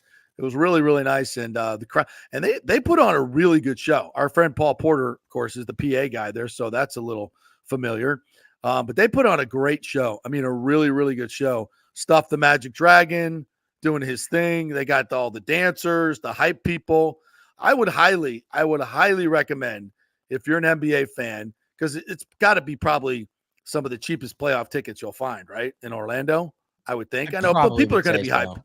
But I think people are going to be hyped for it. I mean, they haven't been – I don't think they were in the playoffs in 2020, but that was COVID year. Right. But before that, where you're going back to 2010, 2009, I mean, it's been a long time since they have been a factor at all. So, I mean, yeah, I think there's definitely – it was great energy in the arena yesterday. It was Fan Appreciation Day. Yeah, it was a great product. Great product. The attendance too has turned around because they just weren't any good. So this played a role in it. But last year they ranked 26th in attendance out of 30 teams. And this year they are, I believe, they got all the way up in the top 10 this year, averaging over 18,000 per. So the Orlando fans have showed out because the product is good, clearly. And when you get there, like you said, it's a very fun experience. So I know we don't talk much NBA on this show, but the Magic, when they're good, I think they're a good product. And of course, Lonnie here with I saw this comment. JP enjoyed a Magic game and then left and saw his car was stolen outside of the arena. It's a bad area. It's not a good area. It is bad. I mean, you see some things as you're driving in. You're like, okay. And the Orlando soccer stadium's right down there as well. Right down the road, yeah. Yeah, and Camping World said, like, where their stadiums are, let's just say that it hasn't revitalized the area. Fair to say? Fair to say it's not had the impact of revitalizing the area with high dollar condos and restaurants and stuff. It hasn't. There's like a dividing line, I-4. Now the other side is downtown Orlando, where most of the restaurants and bars are. And then you get on the other side where the arenas are, not so much over there. But there was a little, like where we parked was right across from the Magic training facility, which is really cool. And it was like a fenced in area, totally secure, had a couple of security guards in there, $15, felt like it was really safe walking back and forth. Of course, it was during the day. So it didn't feel too bad. It was nice. It was a really nice experience. Really, the whole thing. I've gone to a lot of events at the I almost said the Amway, the Kia Center. I'm still getting used to that one. At the Kia Center, and I've done concerts at night and everything. Like if you're like in that little general area on that side of the interstate, like away from the underneath there, where it can be a little rough sometimes. Like I don't find there to be as many problems as you would think. Yeah. Really not right in the little areas there where you park and everything. No, it was the whole thing. And when you walk in the arena is really nice. It's super clean. It's, it's the fan base there is really, it was great. It was a great experience. Did they people play that worked there were very nice. Did they play the song? Did they play the song? Which one? Orlando Magic. Orlando. I think we heard that. I think I heard that a couple times. Yeah. I love it.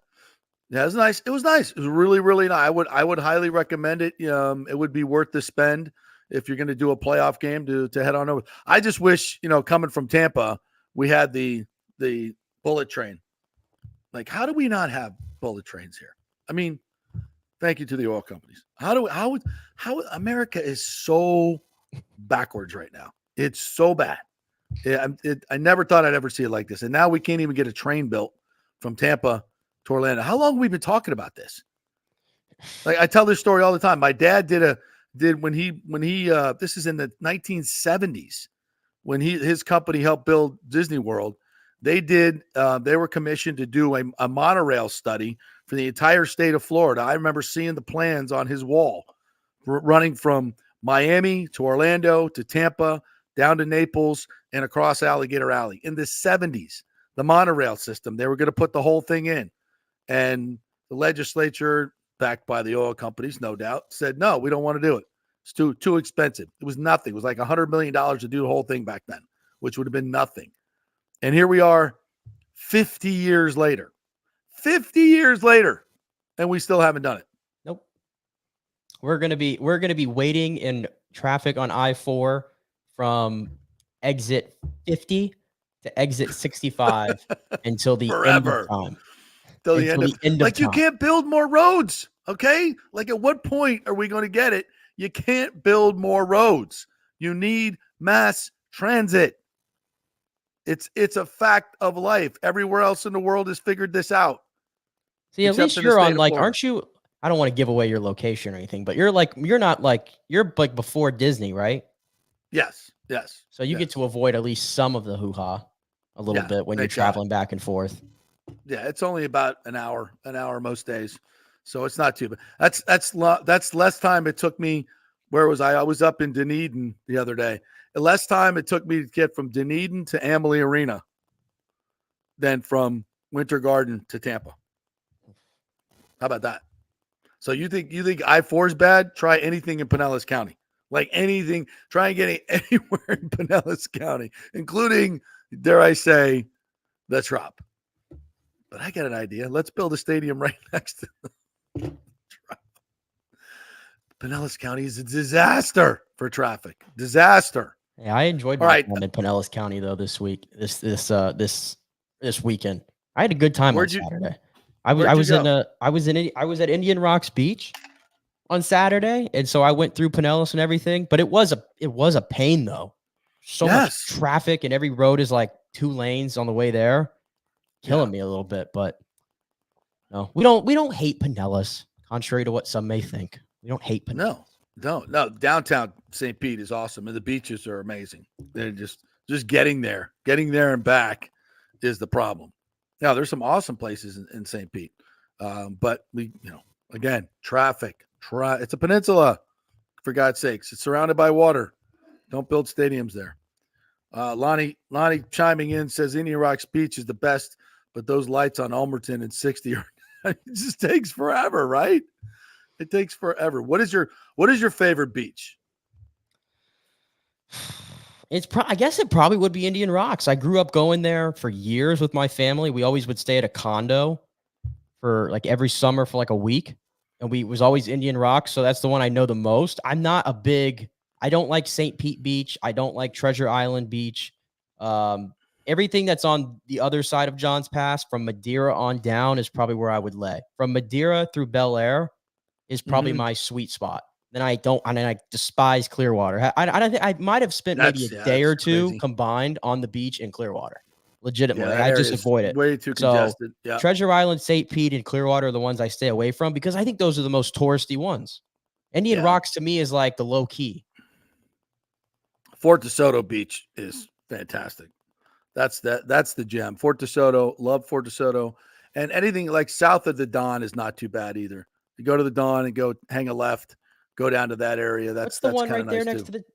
What's the one called? Is it Paso Grill? Right, Paso Grill. Yeah, Paso Grill. Yeah, Paso Grill down south of the Don. Usually you can find a parking space. It's not too bad, and beach is really wide there. And it's even sometimes when it's crowded, it's not too bad. I take it back. The worst beach, the most overrated beach ever is not Clearwater. It's actually Anna Maria.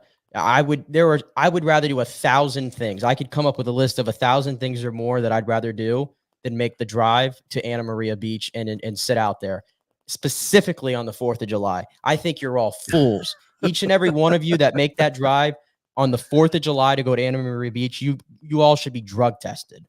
Well, that's what it used to be, but it used to be fantastic. When my kids were growing up, we used to go, we would rent a house. My in-laws would rent a house on Anna Maria, like right off the beach, every summer for 3 weeks. But that was like, and then it just, after that, like it just exploded. Like the secret got out. And now Anna Maria is just like freaking overrun. I don't get it. Yeah. I've never gotten it. I really don't. Again, I'm not the best person to ask because I'm not the beach guy, but I don't get it. And it's just the traffic going there. I used to do this. My family sometimes. Well, now it's like so overcrowded. On the 4th of July, and then we're just sitting in traffic on that 2-lane road forever. Getting in and out is bad, but once you're there, it's magical because they have, they don't have any of the franchise places on Anna Maria. It's all mom and pop places. They got the pier, the old real pier there with the little seafood restaurant. Once you get on to Anna Maria, it's awesome. Getting on and off can be a pain in the ass. And July 4th, obviously, is going to be crazy. But once you get, it's very idyllic. It's beautiful. My boy Scotty Fitz has a couple of rentals out there. They're awesome. They're beautiful.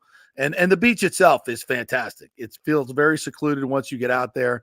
But getting in and out of anything near the beach these days is a freaking nightmare.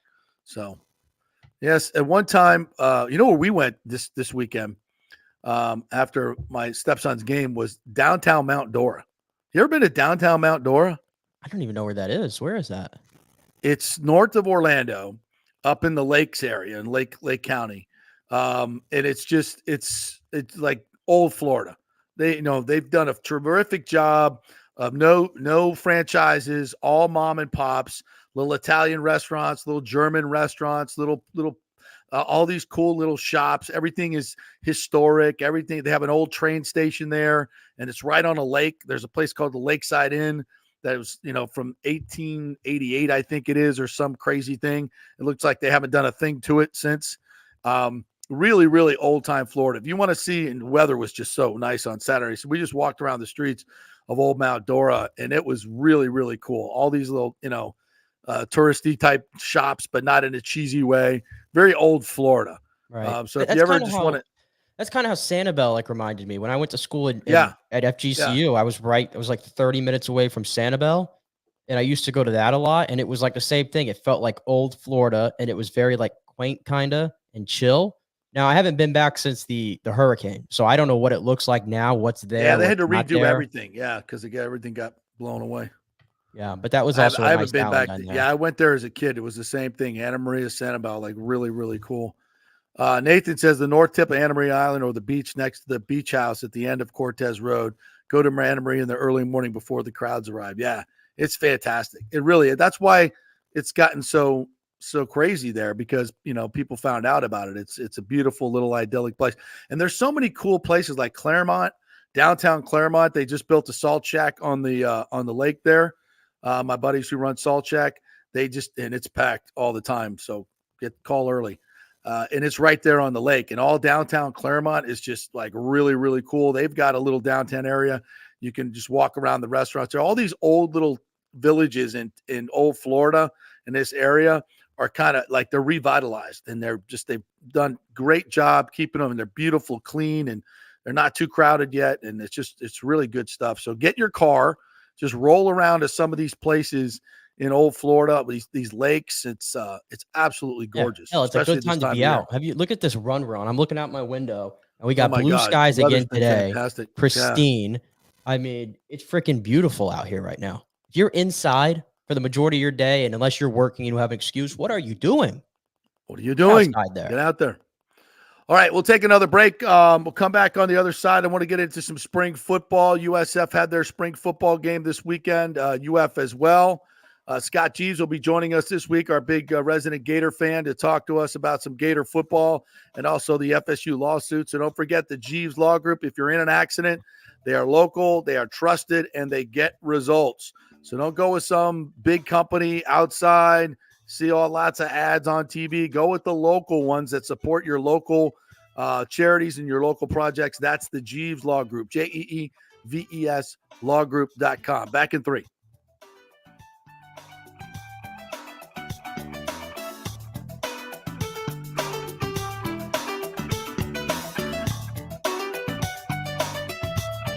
JP here for the Jeeves Law Group and my man, Scott Jeeves. If you're going to hire an attorney, do you want some guy looking for a quick settlement and a quick buck, or do you want an attorney with some chops? Scott is a board-certified civil trial lawyer and a certified circuit court mediator. Been practicing in the Tampa Bay area for over 30 years. He is a peer-reviewed AV preeminent-rated civil trial lawyer. They just don't hand out those classifications. He's been the lead class action counsel on many complex consumer protection cases and has handled hundreds of serious personal injury cases. He's dedicated his career to protecting injured victims and is committed to vigorously representing you. We're local, we're trusted, and we get results. Personal injury and personal attention. Call for a free case evaluation. That's 888-9-JEEVES. That's 888-9-JEEVES. The Jeeves Law Group. JP here for the Geddes Gordon Real Estate Group and our good friend Jane Geddes. Folks, simply put, there is nobody like Jane. Jane is a former LPGA two-time major championship winner. She was also vice president of talent relations at WWE. She also has a law degree from Stetson. So if Jane can drain a 10-footer to win the U.S. Open and stare down Hulk Hogan in the boardroom, you want Jane on your real estate team to not only negotiate the best deal, but find you the perfect home or investment property. And when you work with the Geddes Gordon Group, you become part of the real estate family and get concierge services that include expertly staging, marketing, and preparing your home for sale. Advice on golf properties. Hey, you might even get some golf tips. Many of their clients become friends long after the sale or purchase is completed. It's all part of the deal. So if you're looking for that perfect home or investment property or trying to get top dollar for your home, go with Jane Geddes and the Geddes Gordon Group, because There's nobody like Jay. Call 813-485-6808 or go to geddesgordon.kw.com. That's GEDDES Gordon.kw.com or call 813-485-6808. Everyone knows Italiano Insurance is your go-to for home insurance, but they also have an amazing team that focuses on business insurance. Yes, your business is most likely your biggest asset, so make sure you have the right coverage at the most competitive price. And if you started a side hustle recently, don't forget you need business insurance, because if you get sued in this over-litigious society we live in, you could lose all your personal wealth. So get that business insurance. And for the best customer service, always choose Italiano. My representative, Charity, is amazing. I called her late on a Friday because my insurance was going to lapse. She stayed late until the job was done. You just don't find that anymore. Give them a call, 813-877-7799. That's 813-877-7799. Italiano Insurance. Let's go. Right now, back to the show on FanStream Sports. All right, welcome back to the JP Peterson Show, brought to you by the great folks at Synovus Bank, the big bank with the local bank feel. Go see my buddy John Acosta over there, or any of the great representatives who have been working in the local banking industry for a long, long time. Synovus really, really concentrates on making you feel like it's a neighborhood bank. Even though they have all the bells and whistles of the big bank, they will make you feel important, make your business feel important, because you are Synovus Bank. So go to synovus.com, find a location near you, and tell them JP sent you. All right, spring football is in the air, and I don't mean the UFL, which I didn't watch any this week. Did you? I saw it on TV, but no, I missed out on it just a little bit. Just missed out. Yeah. Sorry. Apologies. Masters was on. But we do have college spring football to talk about. USF had their spring game this weekend. Byron Brown didn't play a lot, just 3 for 3, 13 yards, 1 sack. It was a very defensive game, which, if you're Alex Golesh, isn't that kind of what you want to see? I was offensively. I was going to say, of all the observations I had, it sounded like tackling has improved. At least in this game, it did, which is, I think, the biggest sign you take away. Yeah. I think it was 10-7 was the white team or whatever beat, but it was sold out at Corbett Stadium. 5,000 plus were there. And they're returning 9 starters on offense and 9 starters on defense, plus both their specialists are coming back as well. So they get a chance to really take another step. And Byron Brown obviously is the biggest headliner, but the fact that they actually played some defense, Jalen Schuler had 12 tackles, 1.5 sacks in a pass breakup. So that's not, or 4 pass breakups. So that dude was all over the field. Bryce Archie looks like he may have taken over the number 2 quarterback job as well. Sophomore Izzy Carter had the only other touchdown, a 34-yarder over the middle to Sefner Christian alumnus Christian Helms. This is from the Times website. Joey Knight was out there. So Alex Golesh has to be pretty pleased about what he saw, at least from the defensive side of the ball. Yeah, again, it's so early in the process. And spring games, to me, even the UCF one over the weekend, I got asked to go if I wanted to go, and I was like, honestly, I don't.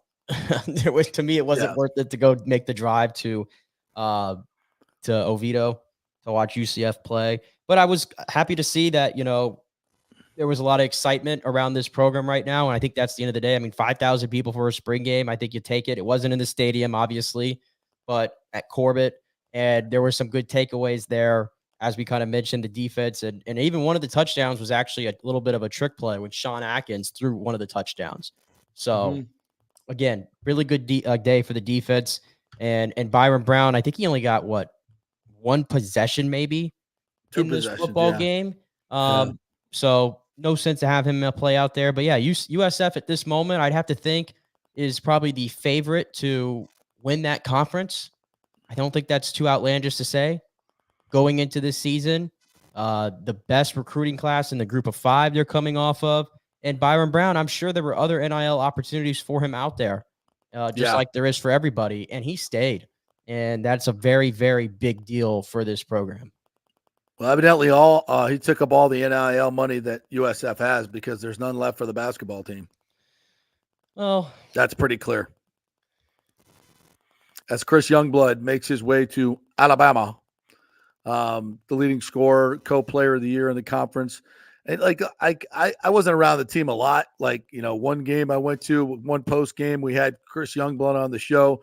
But if there's one thing you could tell about that team is they were very, very close and they loved their coach.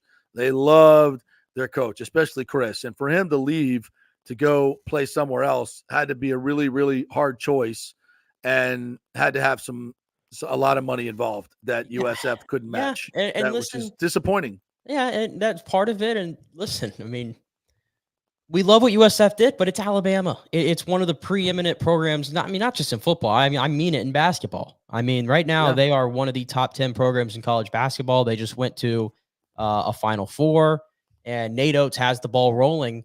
And from Chris Youngblood's perspective, this is now the second time he's transferred, and he's taken a step up each time. And now he's there.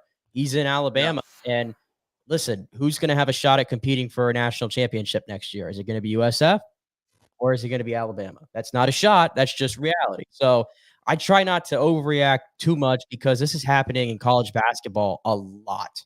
Like every team starting five just about across the country is just getting blown up. I mean, madness out there. So USF's just the latest victim to it. And when you're a smaller program like USF, or at least not in the spotlight like a USF is, your players are just going to be more prone to the portal, and other teams are going to be chasing them. And that's not really a bad thing. That just shows you do have good players that other teams do want. Yeah, but it's hard to reload them. It's hard to reload. It's very hard. Really hard to reload when you're down the pecking order. It's all there is to it, and it sucks for USF. And we brought this up during the season, and we talk about it for football, and that's what's frustrating for if you're a USF fan. You just start to get some momentum going, and then the way things are now, it just gets blown up so quickly. And listen, the fact they kept Byron Brown is unbelievable, incredible. And I saw a picture of him next to BJ Daniels. And BJ Daniels is still a stout dude, and BJ looks like a little twerp compared to Byron. Byron Brown's like 220 now. Did you see that picture I'm talking about? It's on Twitter. Yeah. I'll try to retweet it. I'm like, that's BJ Daniels? Like, BJ's a big dude. Like, BJ's 6'1", 215 probably still, and just ripped. And Byram just dwarfs him. And he's up to 220 now. Golish said physically he's made huge strides. He's carrying the added weight. He feels more powerful, stronger. He's taken his spring and tried to build the confidence within the rest of the offense. He's doing a much better job leading. He's doing a much better job being vocal. Just a really, really confidence-building spring for him. So, man, I can't wait to see him play. Can't wait to see him play next year. So he's got weapons. I mean, Sean Atkins is coming back. They've got some good transfers coming in along the offensive line. It's going to be fun to watch it. And their early schedule, I think they start with Bethune, then they go to Alabama, right? And then they come back and they have they got Miami. They have Miami in game 4. The Southern Miss is in between there, and then they host Miami. Yeah, that's going to be their most interesting stretch. Is probably going to be the Miami, Tulane, Memphis type of stretch that they have to go on, and then it clears up at the end with Navy, Charlotte, Tulsa, and Rice. So even if they struggle out of the gate with some of these better teams, these better teams in the conference, and of course Miami and Alabama, they should have a chance to pick up some wins there at the end. But, defense is going to tell the story for them. So it looks like they're getting better on the defensive side. They're getting better in the trenches. And that's going to be where they can get markedly better. So, all right, let's take one more break. When we come back, we'll hit the Gators. FSU spring game is next week, I believe, but we'll hit the Gators. And what other stuff we got? Oh, Caitlin Clark tonight. We got the WNBA draft, so we'll hit that as well and some other stories as we roll on here on the JP Peterson Show, brought to you by the great folks at Italiano Insurance. There's an article in Times last week about bad home insurance companies. Got companies that are coming in here, taking your money and don't want to pay when you make a claim. Well, you can trust that Italiano Insurance has vetted all those type of insurance companies, and they will not place you with one of these fly-by-night homeowners insurance companies. So another benefit of getting the great customer service at Palantonio Insurance is they vet these companies for you, and it's not just about the price. So give them a call at 813-877-7799 to make sure you're paying as little as possible for your homeowners insurance, but you're with a good company that's going to be behind you when you have a claim. All right, quick break. Back in 3. We'll talk some more spring football. Stay with us.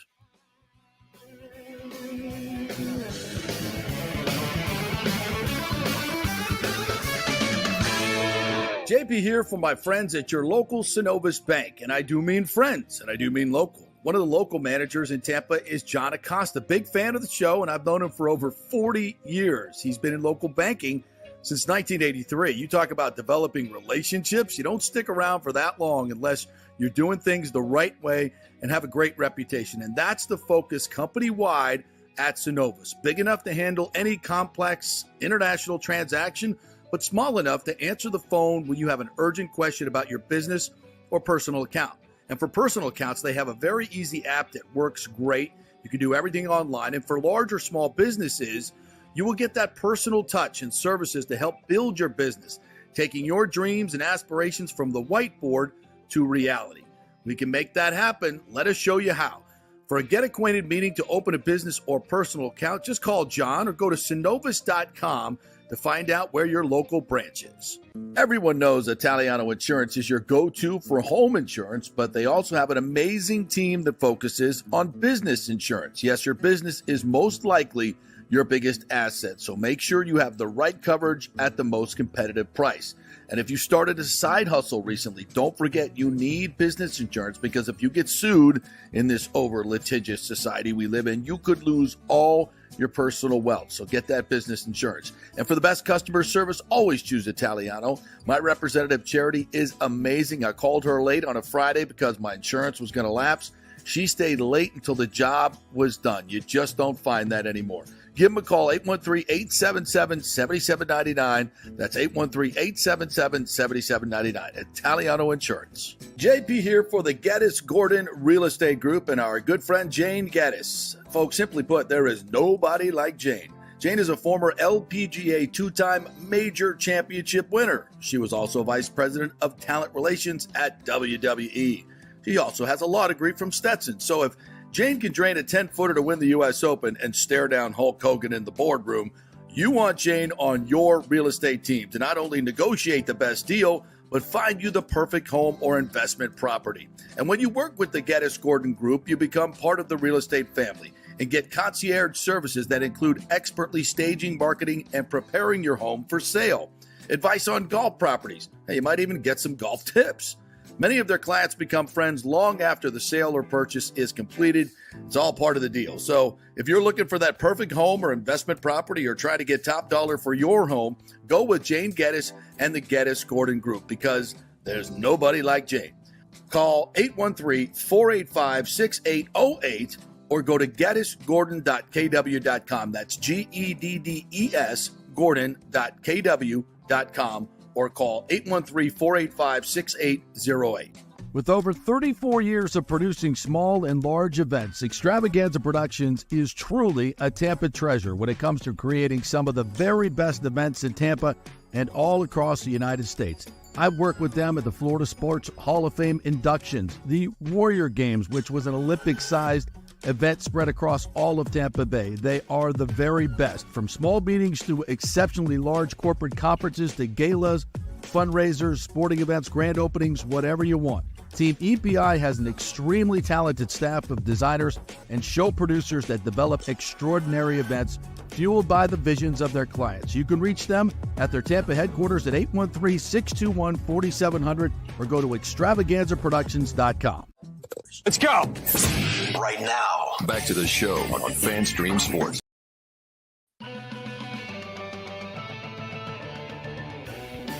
All right, welcome back to the JP Peterson Show on this Masters Monday. In case you missed that, we talked a lot about Scotty Scheffler's big win. How many more will he win? I guess that depends on how interested he is in playing golf. He seems to be very interested in being a dad. So we'll. It was a hell of a performance, as we talked about. If you missed that, go check out the podcast We drop that each and every day just after 12 noon. So don't forget, if you miss it, you can always go back and listen via podcast or on our YouTube or Twitter or Facebook, wherever you want to get it there.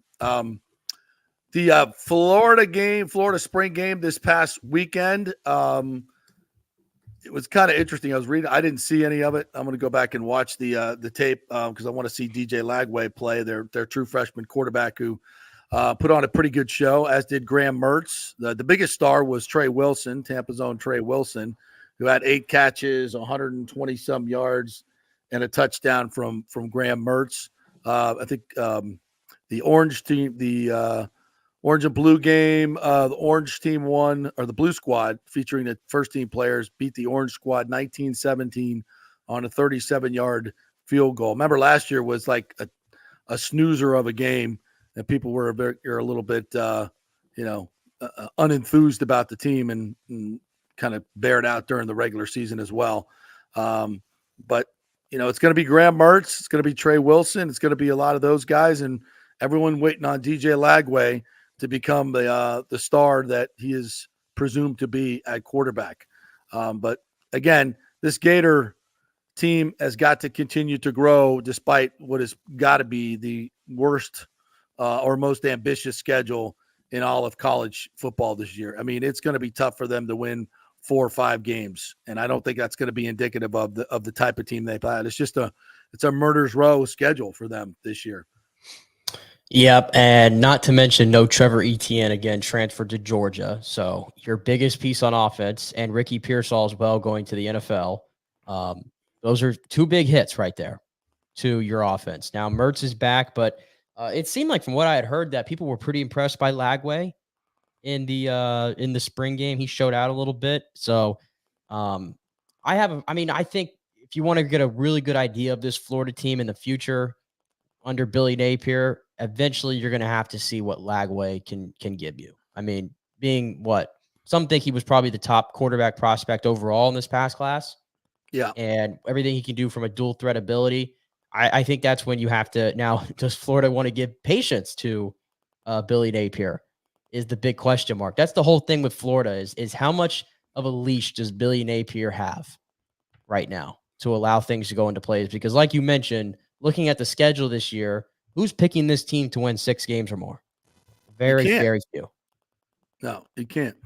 Yeah, he's the number 3 overall prospect, number 1 quarterback in the class of 2024. 12 completions for 173 yards and 2 touchdowns. And, from all accounts, and I didn't watch the tape yet, he looks good. 6'3", 241. Yeah, the body, run. I was going to say, the body on this guy is unreal. He looks like he's already in tip-top shape, ready to go. But that's the thing. I mean, let's see if I could call up this schedule here. It's just it's brutal. How much do you have to kind of balance if you're if you're a coach that's on the hot seat, like clearly Napier is? How do you balance that future as opposed to winning games now that you have to win, to keep your job? I mean, if I'm changing quarterbacks every week changing quarterbacks doesn't help. Changing coaches every 3 years doesn't help. It's brutal. So they start with Miami on August 31st at home in Gainesville. Then they get Samford at home. Then they got A&M at home, Texas A&M. Well, they start a lot of at home, and then they go to Mississippi State, which is never an easy place to play. Then they got UCF at home, which is UCF's that's gonna be their game of the year, right? Right?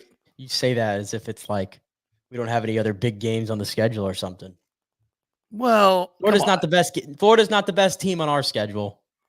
No, they're not. But if you ask your fans who you beat the most, I know what you mean. There's one game I've circled on the calendar, and it's Florida. Right. It's just that's part of it. If it was FSU, it would be the same thing. USF wants to beat these guys, so that's not going to be easy, and that's one of your non-cons. So then you're at Tennessee, Kentucky, who's beaten you recently, comes in for homecoming. Then you got Georgia in Jacksonville. Texas in Austin, LSU in Gainesville, Ole Miss in Gainesville, and then you're at FSU, L. So, I mean, the home slate, the home slate, Miami, Sanford, Texas A&M, UCF, Kentucky, LSU, Ole Miss. That's a hell of a home slate.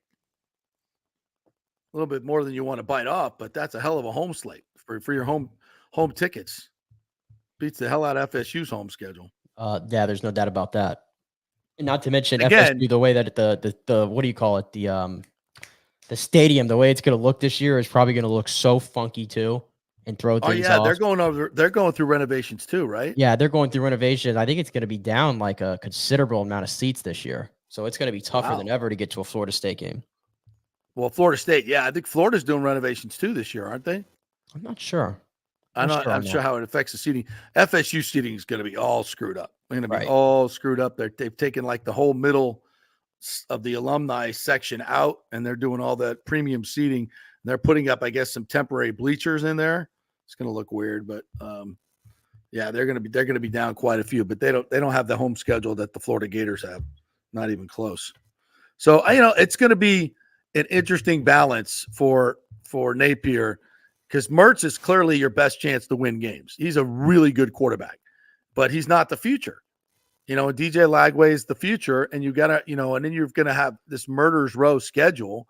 At what point do you want to, kind of, you got to get him some reps this year, no question about it. You got to have a package for. Remember when they won I'm not saying they're going to win a national title, but remember when Chris Leak won that first national title? Was that 08? Was that 06? 06. Yeah, and Tebow would come in with the special goal line packages, first down packages, and be part of it. I think they would certainly do something similar with Lagway. But I would also want to have like scripted in there. He gets the first series of the second quarter every game, and that's going to be counterproductive. Like you said, it's such a balance, because it's like, and we'll see how Graham Mertz plays, because his Wisconsin career was nothing to write home about. But he overexceeded in such a big way last year for Florida. He was far from the problem, and now he's got even more experience under his belt. And Lagway, again, he's just a true freshman coming in. Like this, he doesn't know anything right now. But again, and it's a spring game, and I know those things sometimes don't matter as much. But I'm telling you, when you watch the throws, I went back and watched it this morning, just the cut up of every throw that DJ Lagway made. I mean, it's just the way he's layering some of these balls to the boundary, and then the first touchdown throw. I don't know if you saw it. No, I did. It looks like it's just a typical like little receiver skinny post seam route, to the end zone, and he's got to throw it over a linebacker, over the guy that's trailing the receiver, and then in between two safeties, and he threads it right on a rope through the middle of all four guys. Perfectly placed for a touchdown. And I'm watching it, and I'm like, this is a true freshman playing in a spring game, and he's making that throw. Like, it got me out of my seat, clearly, when I saw the throw, especially when you saw it from like the all 22 vantage point. It was just fantastic. So the balance there of how much work do you give DJ Lagway is the big question. So it'll be an interesting season for them. Florida State has their spring game next week, so we'll see. And I think there's some legitimate talk about there may be a little bit more of a quarterback battle, that DJ Uiagalelei is not just going to be handed that job. That Cromanhook, the young freshman, looks great. So, but I would think, with what FSU has on the table and the transfers that they have coming in, Marvin Jones Jr. has been an absolute wrecker coming off the edge. So it looks like they found another edge rusher to replace Jared Verse, another transfer that they have coming in from Georgia. So, they're going to FSU is loaded. They're as fast as they've ever been. I think some people thought there might be a step back from them from 13-0, and no one expects them to go undefeated. But there's no game on their schedule where I think they're going to be favored in almost every single game they play. They got Clemson at home, if I'm not mistaken. They got Miami on the road. That'll be a tough one. So there's Notre Dame's on there, I think, right? Yeah, we got to go to Notre Dame. That's true too. I'm not sure where Notre Dame is this year, but that'll be interesting in early November. I think November 5th. So definitely want to take in that game as well. So it'll be their spring game is next week. We'll catch you up on that as we go through. WNBA draft is tonight. Caitlin Clark expected to go number 1 overall to Indiana. The Fever. The Fever. The Fever. Who you will see on ESPN for 36 of their 40 games this year. And I'm just here to say I don't think her popularity is going to transfer over to the WNBA. We may see. We'll see. We will see. Yeah. All right, Nick. Great job today. Appreciate you. Our thanks for Sal Palantonio for joining us here in our second segment. If you want to catch that, head back to on Twitter or on YouTube to our 10:30 segment as he talks about the first 6 picks in the draft, the quarterbacks, and what the Bucs are going to do in the draft as well. That was a fun segment with Sal Pal. All right, gang, we'll see you tomorrow for our Tuesdays. Scott Reynolds will be joining us from the Pewter Report and much more fun and frivolity. We will see you then.